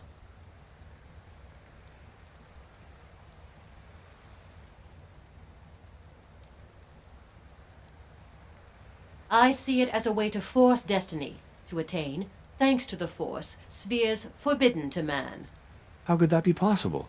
Father, you are well placed to know that sacraments of good exist. You must accept that there are also sacraments of evil, handed down from time immemorial. If they do exist, these sacraments can only be dangerous illusions. They do exist. 7 of them. 7 stages of the same route. 7 trials to change a man into a bloodthirsty monster who pretends to deal with God as an equal. The keys to the path of the dragon are hidden in ancient documents. Take this occult work. It contains an illustration that I would ask you to examine carefully. I know that painting. I saw it very recently. It's Raphael's crucifixion scene. Although, no, it's not precisely the same work. Excellent memory. It is indeed a copy. We shall point out the differences with the original one by one.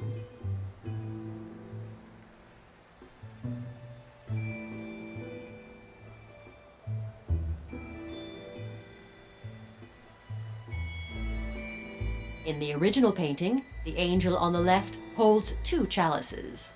To be sure, I remember that very well. In your copy, the angel on the left is only holding 1 chalice. Absolutely. That's the most flagrant difference. There's another one, but you'll need a magnifying glass to see it. Focus your magnifying glass on the base of the cross. An inscription, but it's in ancient Enochian. Do not let your blood flow in vain. A strange locution. What meaning do you ascribe to all this? Herman had an idea on the subject.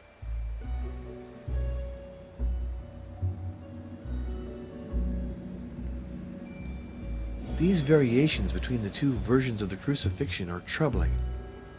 You say that Professor Van Bergen was able to interpret them? Herman was convinced that the variations in the documents revealed the secrets of the path. Imagine yourself as a copyist, seeking to transmit a message to initiates. 2 methods are possible. Either you add an element to the original, or more subtly, you remove one. The chalice? Yes, it's absent from the copy, and I think it's a way to draw attention to it. The devil leaves his signature in its absence, Herman said. Then the chalice is important. An object is associated with each stage of the path. I'd venture a guess that the chalice is one of them. There are 6 others to discover. What happens at the end of the route? The initiate must accomplish one last rite. He won't be able to unless he's understood all he's achieved before. That is, if he knows the order of the trials as well as the objects and symbols related to each of them.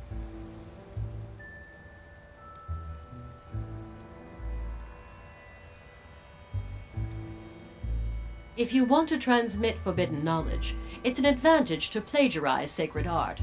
Your copy will be piously conserved by simple folk who don't even suspect what you've hidden there. And your message will go through the centuries, understood only by those to whom it is addressed, your spiritual brothers, the initiates.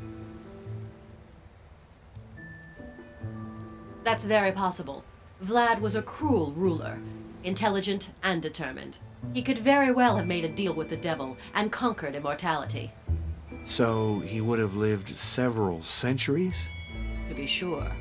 But where would he be hiding? In Vladoviste? Why not? Or elsewhere. The fox might have changed his den. The only way to tell would be to follow the path until its end.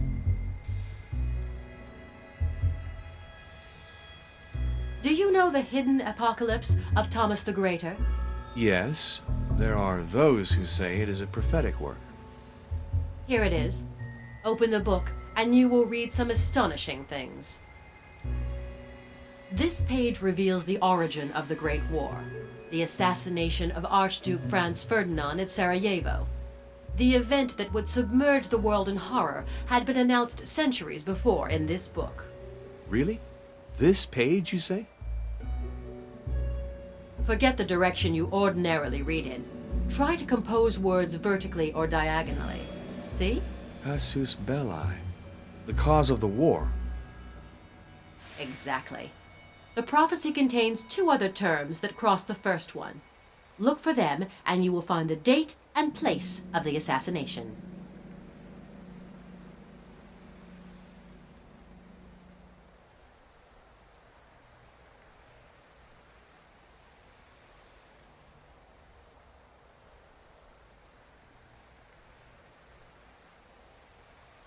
Here's the date.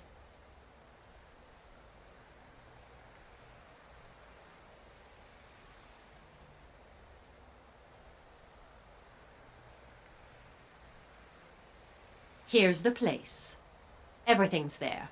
In 1914, in Sarajevo, the incident that caused the war occurred. It can't be a coincidence. It's very odd, I grant you that. That's the past. Now let's discover the future. You see, on this page, the Thule Society is clearly designated. Its name is associated with Kaiadis, which means massacre. To know more, look for connected terms.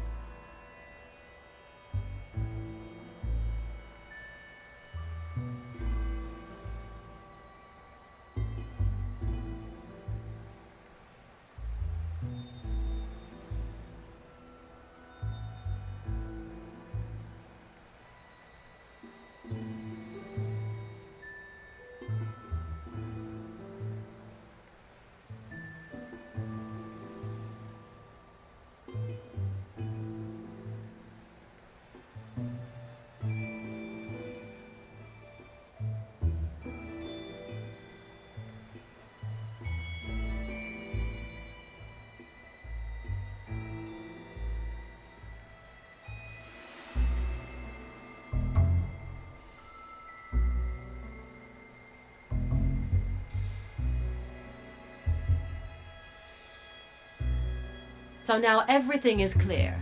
At the instigation of the Thule Society, evil will triumph in Germany in 1936, and there will be massacres. So this prophecy is at the root of your mistrust of the Thule Society. It's just one element among many others. Believe me, those people have no notion of compassion. This cylinder was cut with a process that's no longer in use. I have to find a machine that can read it. I'll keep you informed.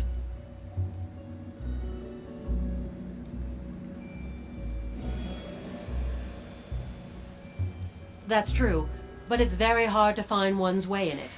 Herman had a very particular way of storing his books. Let's say he classified them more poetically than functionally. Without this catalog associating each book with its call number, I'd be lost in my own library. Every time I take a volume from the shelf, I write its call number on a bookmark I slip between the pages. That way I can put it back in place without losing too much time. For the same reason, I use ghosts. Ghosts? Yes, there are ghosts in my library. That's what we call the pieces of white cardboard that signify the place of a missing work on the shelf. Professor, I don't want to take up too much of your time. This visit was most interesting, even if, I must admit, your opinions hardly go in the sense my hierarchy expected. It's regrettable that the Catholic Church is so rigid. But even if the existence of vampires may be doubted, the existence of the Thule Society is unquestionable. Beware of it, Father. I'll gather some documents that will show you all of the malevolence of this organization. Where can I send them to you? At the Vladoviste Inn, if you'd be so kind.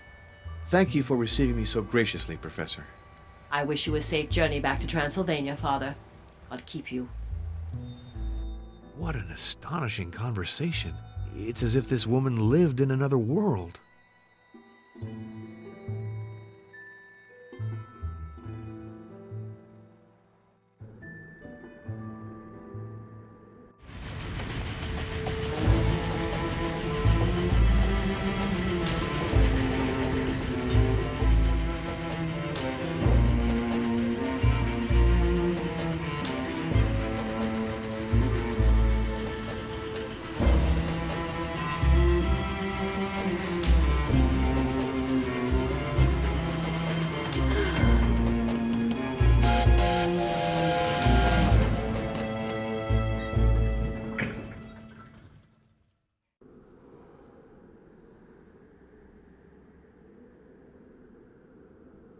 Luana.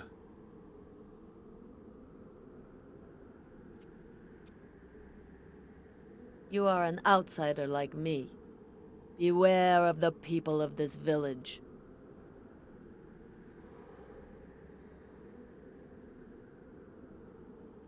I've got to see Janos and Stefan. They'll surely be curious to know how my conversation with Professor Boxoff went. But first, let's stop at the inn to see if I've received any mail.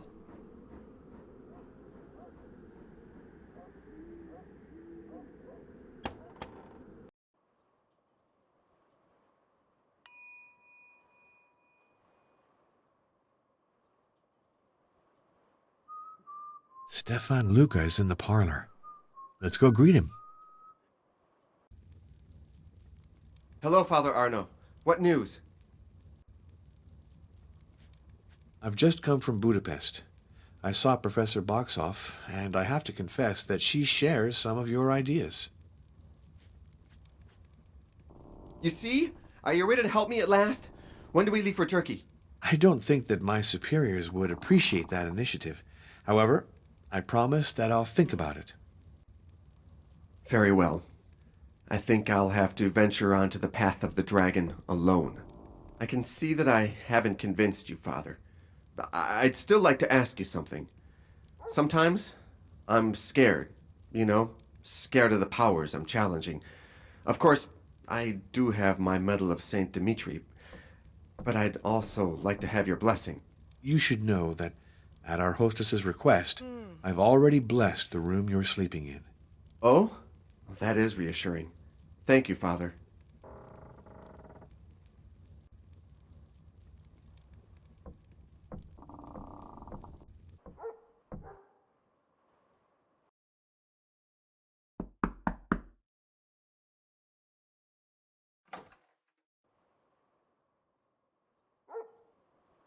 A package from the Vatican. It must be Vlad Tepesh's biography that Monsignor Briganti sent me.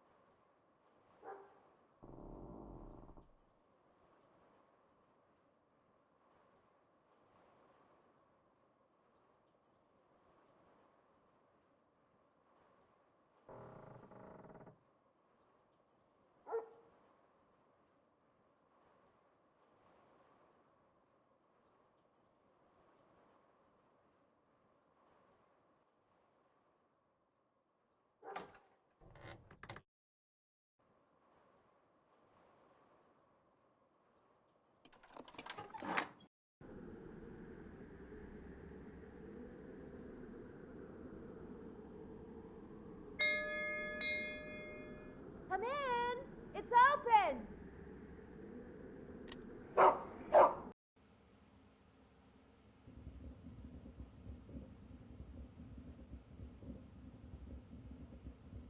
How lucky you are. It's a very beautiful city.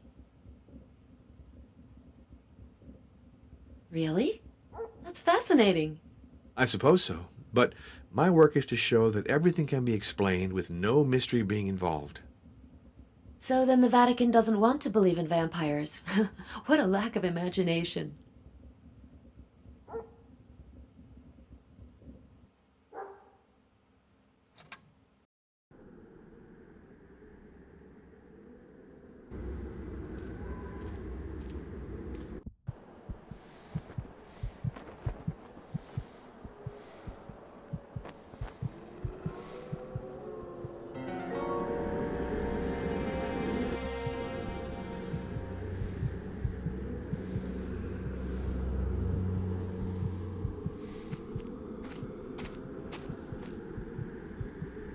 Hello, Father Arno.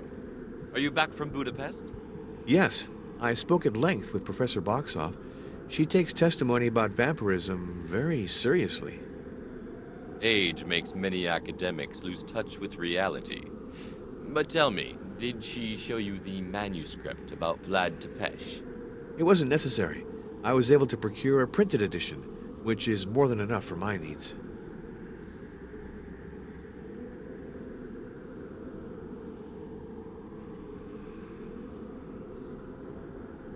Vlad was reproached for everything, even for having abjured orthodoxy to convert to Catholicism. But his life is only known through the writings of his enemies.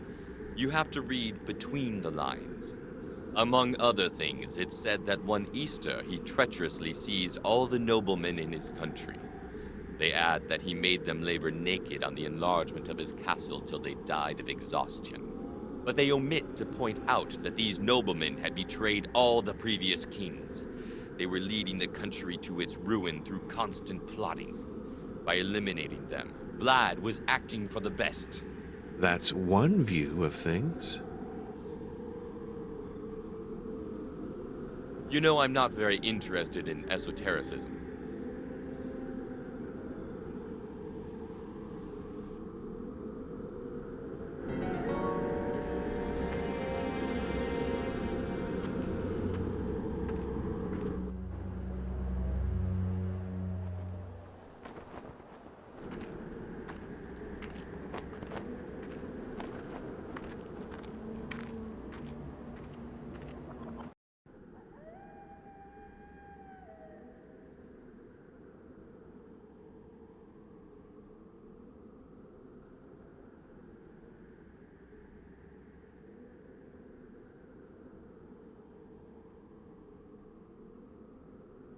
You know.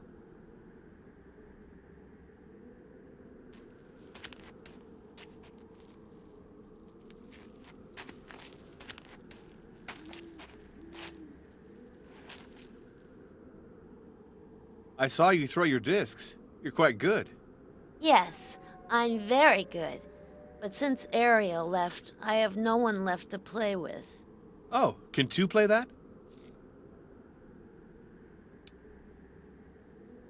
Of course. There are different rules, but what I prefer is playing against the wall. Explain it to me. Each player throws his disc. The one who arrives the closest to the wall without touching it wins the point. The first one to get 2 points wins the game. And if you hit the wall? That's bad luck. You lose the point immediately, even if the other guy hasn't played yet. Oh, then the one who plays second has an advantage. For sure. That's why we draw lots the first time. Then it's always the winner of the previous point who starts.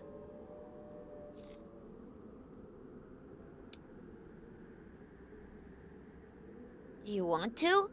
Great! But usually grown-ups aren't interested in playing discs. They should be. It's a fine game. Shall we draw lots to see who starts? No. Since I know the game so well, it's best for me to start. That'll give you a little advantage. I'm always ready. Hey, not bad.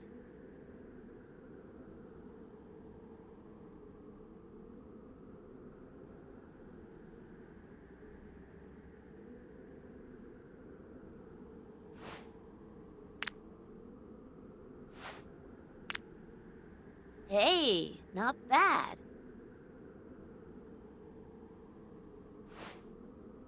Wow. Looks like the discs are the same distance from the wall. Let's play the point over. Hey, not bad.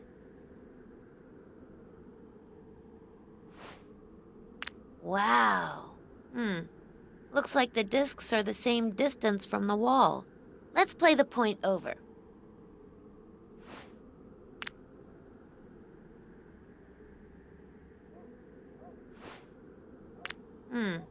Looks like the discs are the same distance from the wall. Let's play the point over. Hey, not bad. Too long. You lose. I won. That's normal. I've got a lot of practice. I keep all my treasures in this bag. Maybe I'll show them to you someday.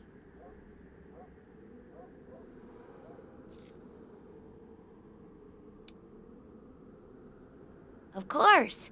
We played together before the war. Sometimes we'd go to the chapel with our friends. We weren't allowed, but we went there anyway. And then Celdric got sick. He went to the dispensary, to Martha, and then he died.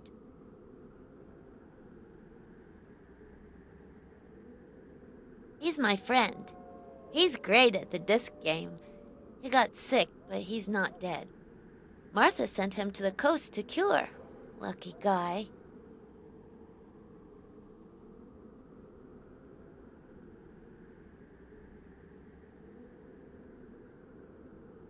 I know one. He's very tall and walks in silence.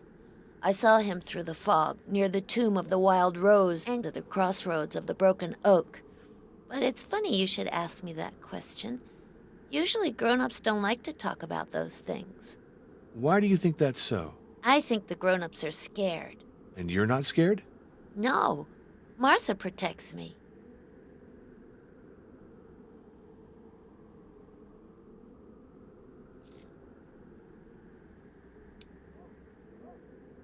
You're the one who doesn't look good, Father.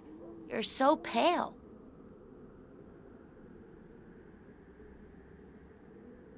Now the bridge is broken and you can't get in anymore. Except through the underground passages. But I don't know where they are. And you really have to be careful about ghosts. Ghosts? Yes. You can hear them crying at night. Ariel even saw them. Naked men carrying rocks to build a wall. Women and children, too, stuck on stakes. She won at dice against my uncle.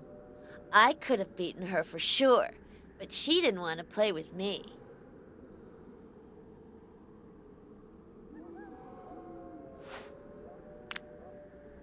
Hey, not bad.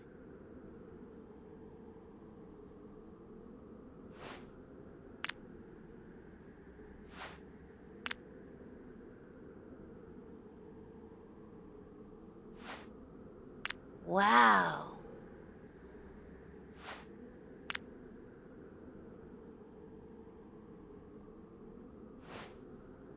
Wow. Excellent. You're really in the game now. In any case, it's fantastic to play with someone who handles himself so well. Now, I'd like to show you my treasures. Look in my bag.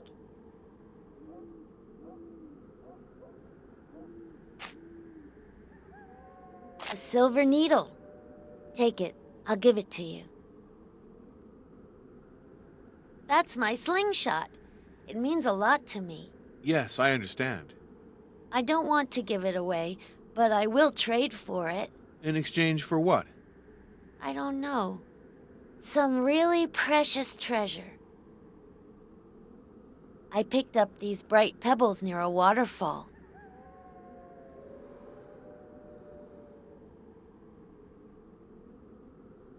I found that in the attic of a demolished house. That comes from a necklace.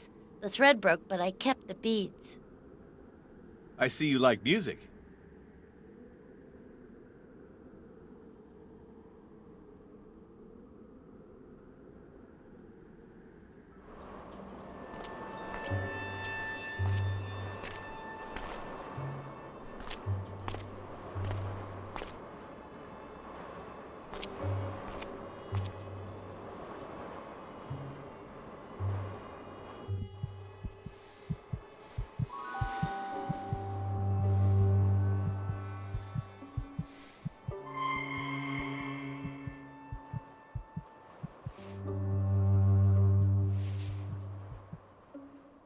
Please!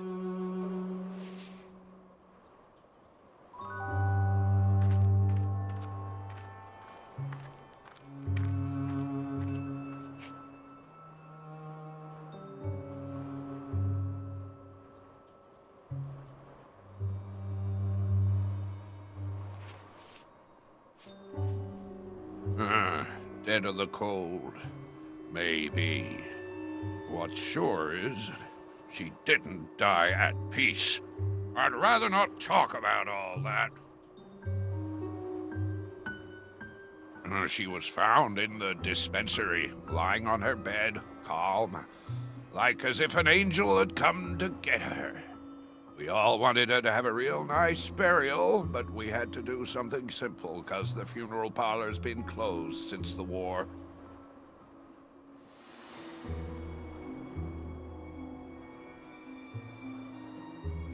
Oh, well, he's buried in the corner up there.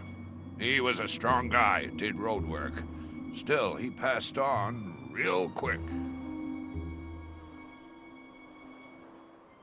Legends. Remains to be seen if it's legends.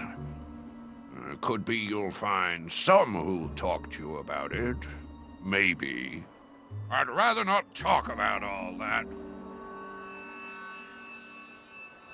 Oh, Saint Martha, protect us.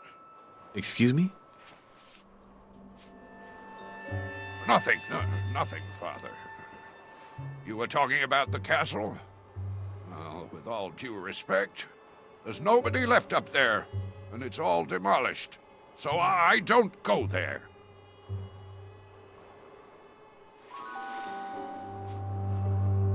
Oh, that one. With all due respect, Father, she cheats at cards like at dice. Or if she ain't cheating, then she must be in league with the devil. Leave the devil out of all this. Oh, well, whatever. In any case, I always lose against her. Well, then, don't play anymore.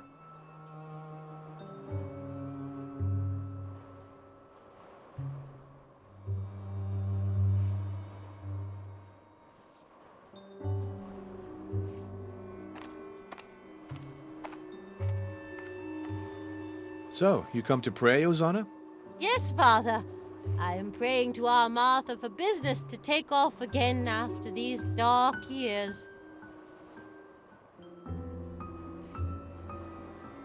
You see, Father, the war ruined lots of small businesses. So it'd be good for Vladoviste if Martha became a saint with a pilgrimage and the whole thing. Father, now about Martha, I've got to tell you something. My sister-in-law caught that chest disease. It was just before Dr. Florescu arrived. There wasn't no doc in the village. Well, my sister-in-law touched a scarf Martha'd worn, and she was cured just like that.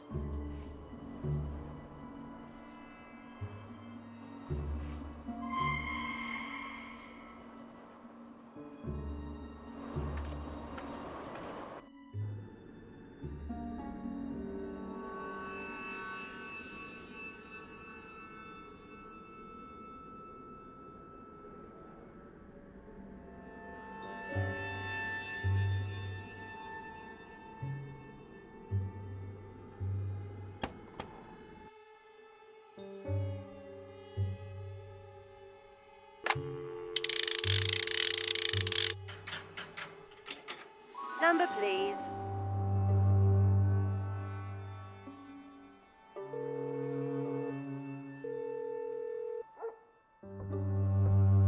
This is Arena Boxoff. This is Father Arno Moriani. Father, I've put together a file for you on the Tully Society. You'll receive it soon. I've been looking in vain to find a machine capable of reading it. Goodbye, Professor. Goodbye, Father.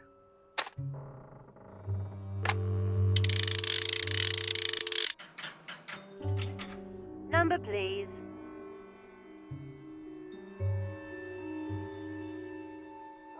Alba Eula, put me through to Germany. Munich, 321941.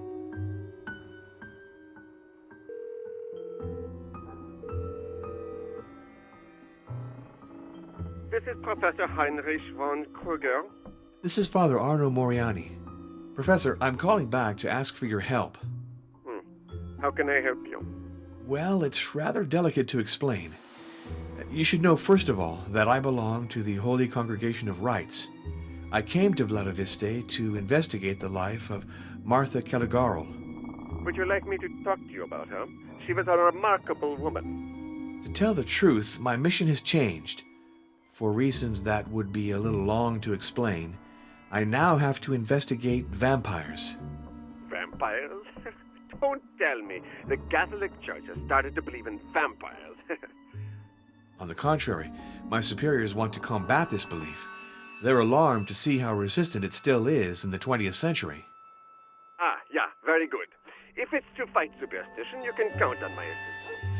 It will be invaluable to me, for I need the viewpoint of a scientist on the vampire myth.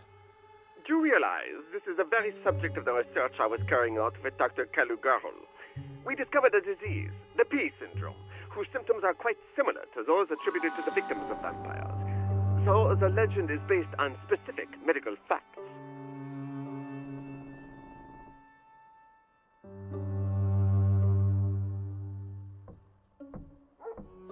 Dr. Calugarul contacted me while she was caring for a patient called Marescu. His granulocytes showed a very curious anomaly. She sent me a blood sample by carrier pigeon, and we worked on this case together. The result of our collaboration was the discovery of P syndrome. Afterwards, we had to specify the cause of the disease and perfect a serum. For that, I needed statistical data. I asked Dr. Calugarul to take a large number of samples from the population of Vladoviste. Unfortunately, the war interrupted our research. Did you pick up again with Martha Calugarul after the end of the hostilities? It wasn't possible for me to contact her immediately. When I was finally able to phone the dispensary, she was dead. It was Dr. Florescu who answered me.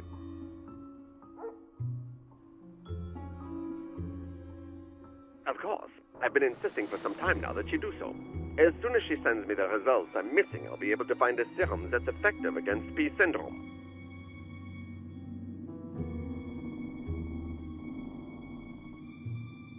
Oh, what did these patients do? They went out alone in the night, as if they were answering a call. They ripped off the garlic necklaces the doctor had placed on them. Somnambulism, allergy to garlic. Those signs are most likely associated with P syndrome, as are pallor, drawn features, anemia, and other symptoms we haven't yet discovered.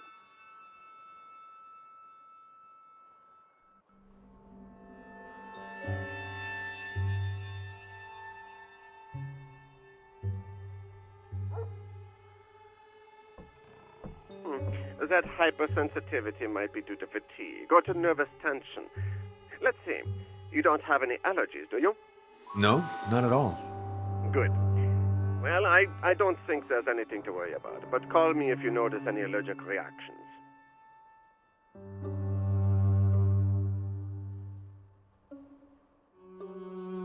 I just say that they're not supernatural creatures, but there certainly do exist mentally ill people who are bloodthirsty. Look at Countess Elizabeth Báthory, who in the 16th century bled to death hundreds of young girls before she was walled up alive in her Carpathian castle. In addition, as I mentioned, patients afflicted with the P syndrome suffer from very odd physical and psychological disorders that make them resemble the victims of vampires.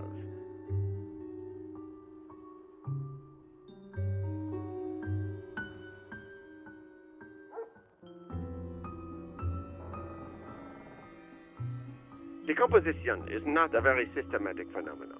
If the laws of nature permit 1 out of 100 bodies to deteriorate more slowly than others, take the time to open every grave in a cemetery, and you'll always find one pseudo-vampire. Anyway, why associate the absence of decomposition with vampirism? The phenomenon has been observed with many holy figures. For example, Francis Xavier and Teresa of Avila, to cite just two. Explore the archives of your congregation, and you'll find dozens of cases.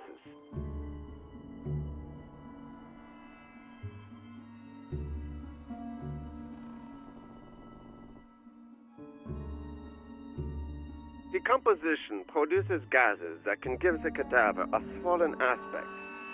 The liquid that oozes from corpses is an odd phenomenon, but did you know that the venerable Lebanese monk Charbel Maklouf has sweat liters of blood since his death? Does that mean this holy man is a vampire?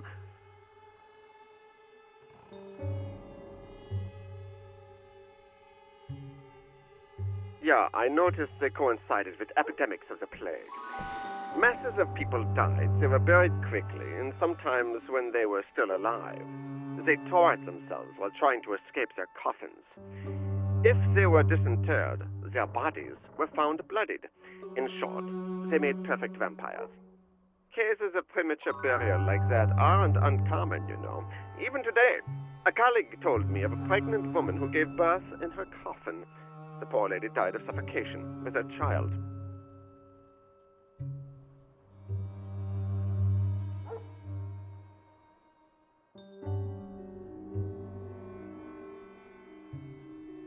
Unfortunately, yes. What an abominable novel. You're too severe. That's not what Oscar Wilde thought. I won't tell you what I think of Oscar Wilde, and I'll limit myself to the novel. It's a tissue of inconsistencies. Let's see. Stoker affirms that those who die as victims of a vampire should become one in turn. So at that rate, vampirism should spread like an epidemic, with a growth rate faster than Fibonacci's famous immortal sequence. In a first stage, all of mankind would be vampirized, and then, in a second, the vampires would also disappear, not having any victims left to feed on. So Stoker's hypothesis is therefore perfectly absurd. No species can live without regulation.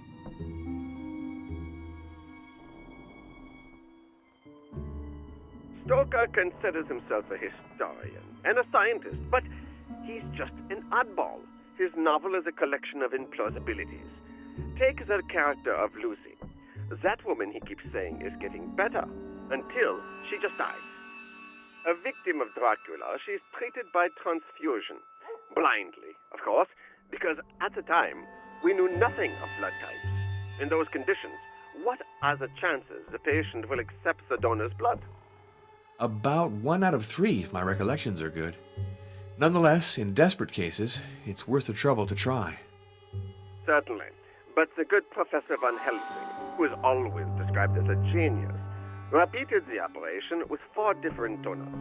The chances of survival for that poor Lucy then fell to less than 2%. It's probably the transfusions that killed her, and not Dracula. Let's get back to Van Helsing, supposedly an expert on vampires. He teaches us that they can read minds and change into bats. However, he's not worried about finding one of the latter at the window of the room in which he's holding a meeting. And then he seems so surprised that Dracula knows his plans. Ha! The naivety of that character is irritating.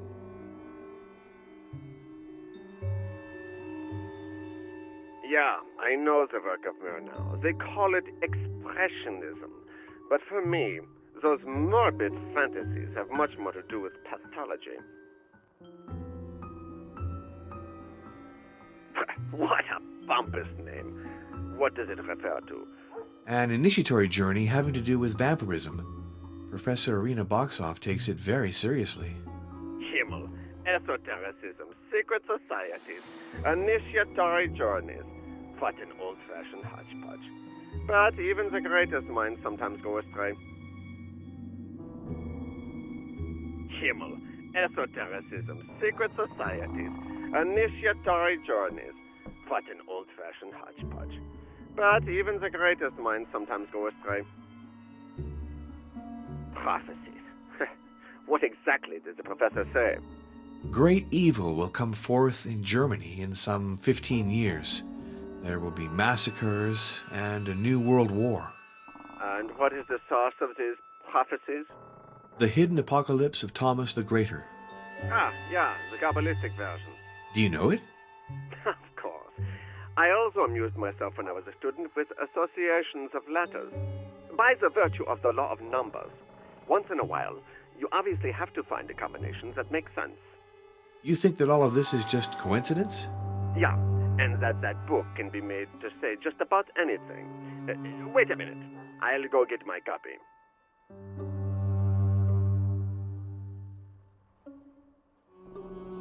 Good. Let's open it at random to page 3, for example, and look for significant words. You'll see that, with a little bit of luck, we're going to discover some wonders. Hey, look!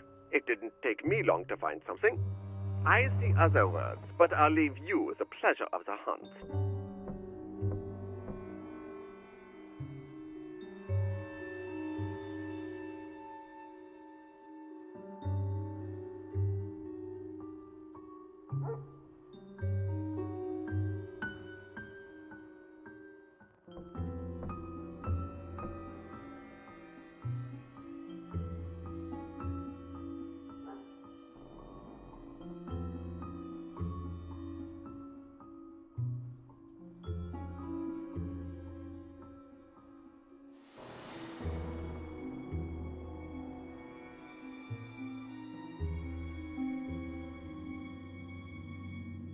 Good fishing, huh? But that's as it should be. When you look for just any old thing, you'll find it easily. Now, let's look at the interpretation. Rising Sun, 1945. Fire from the sky. I've got a wealth of choices. For example, I can posit that 1945 will be the dawn of a new empire, and that its advent will be accompanied by lightning bolts zigzagging through the sky. Or, also, that in 1945, heaven's fire will fall upon the empire of the rising sun, or any old ingenious absurdity that I can dream up. All right, this game is amusing but sterile. Let's focus our attention on other matters.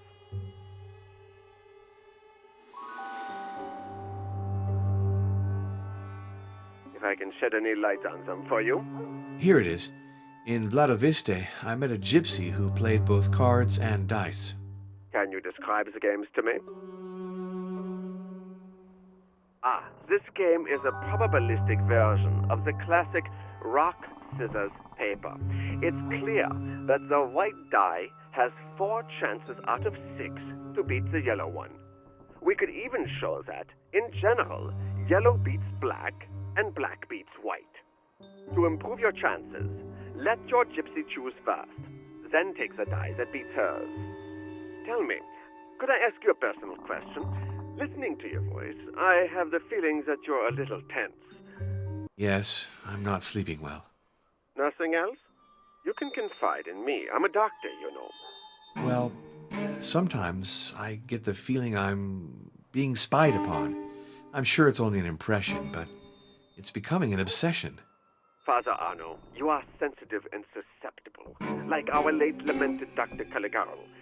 These are qualities, but they make you vulnerable. Above all, don't let your imagination govern you. That's good advice. Thank you. I'll try to follow it.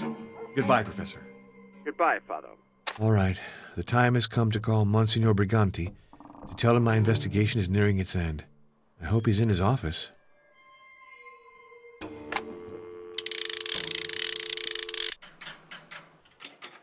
Number, please.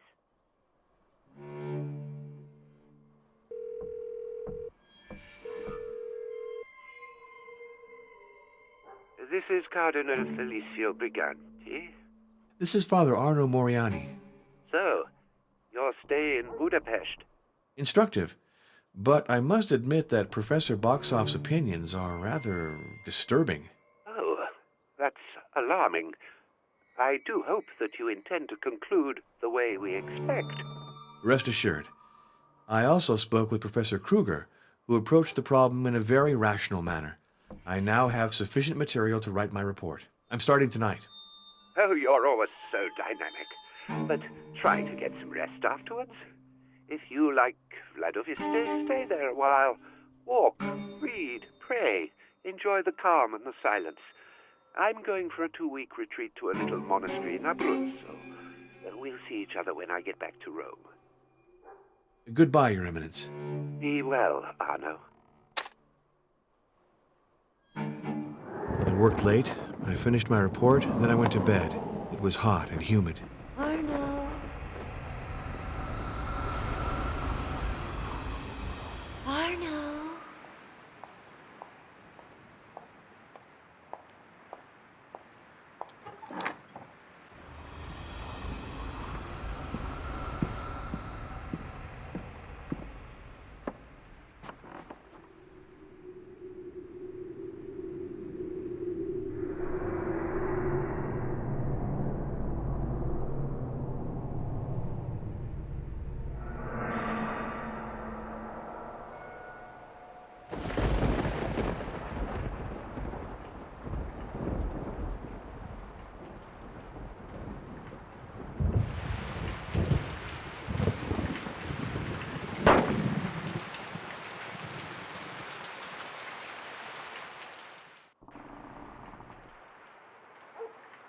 Another night of agitation. It's the 3rd time I've dreamt of Maria. I'm attracted to that woman, it's obvious. Lord, preserve me from temptation.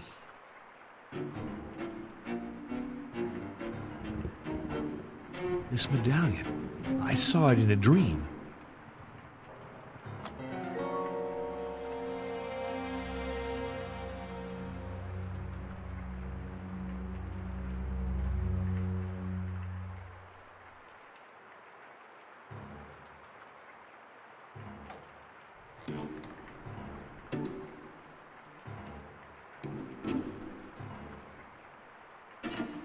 Father, I gotta talk to you. What is it, Ozana? Well, Mr. Luca asked me to wake him up early. He wanted to leave for Turkey. For Turkey! Imagine that. So, I knocked on his door this morning several times, but he didn't answer. He locked the bolt. I don't know what to do. That is disturbing. He might be sick. Do you want me to force the door? Hold on before you break an expensive door. Maybe he's sick, but maybe he's just a heavy sleeper. He likes prune brandy, and he can down a good deal of it. Still, we have to make sure he's all right. Father, if you can get into Mr. Luca's room without breaking the door, that would fix everything.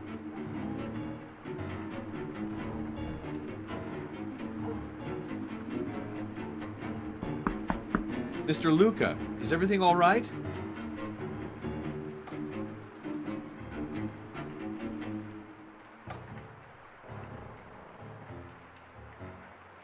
I really would like to move this wardrobe. This is a particularly heavy piece of furniture. No way to just slide it.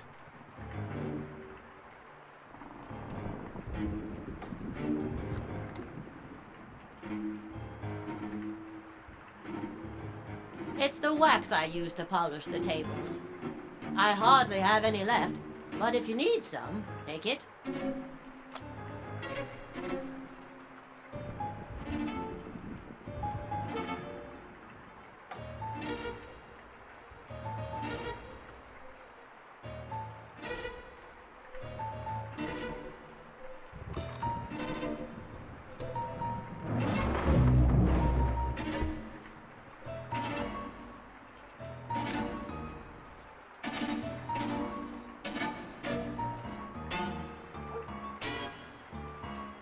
Good God.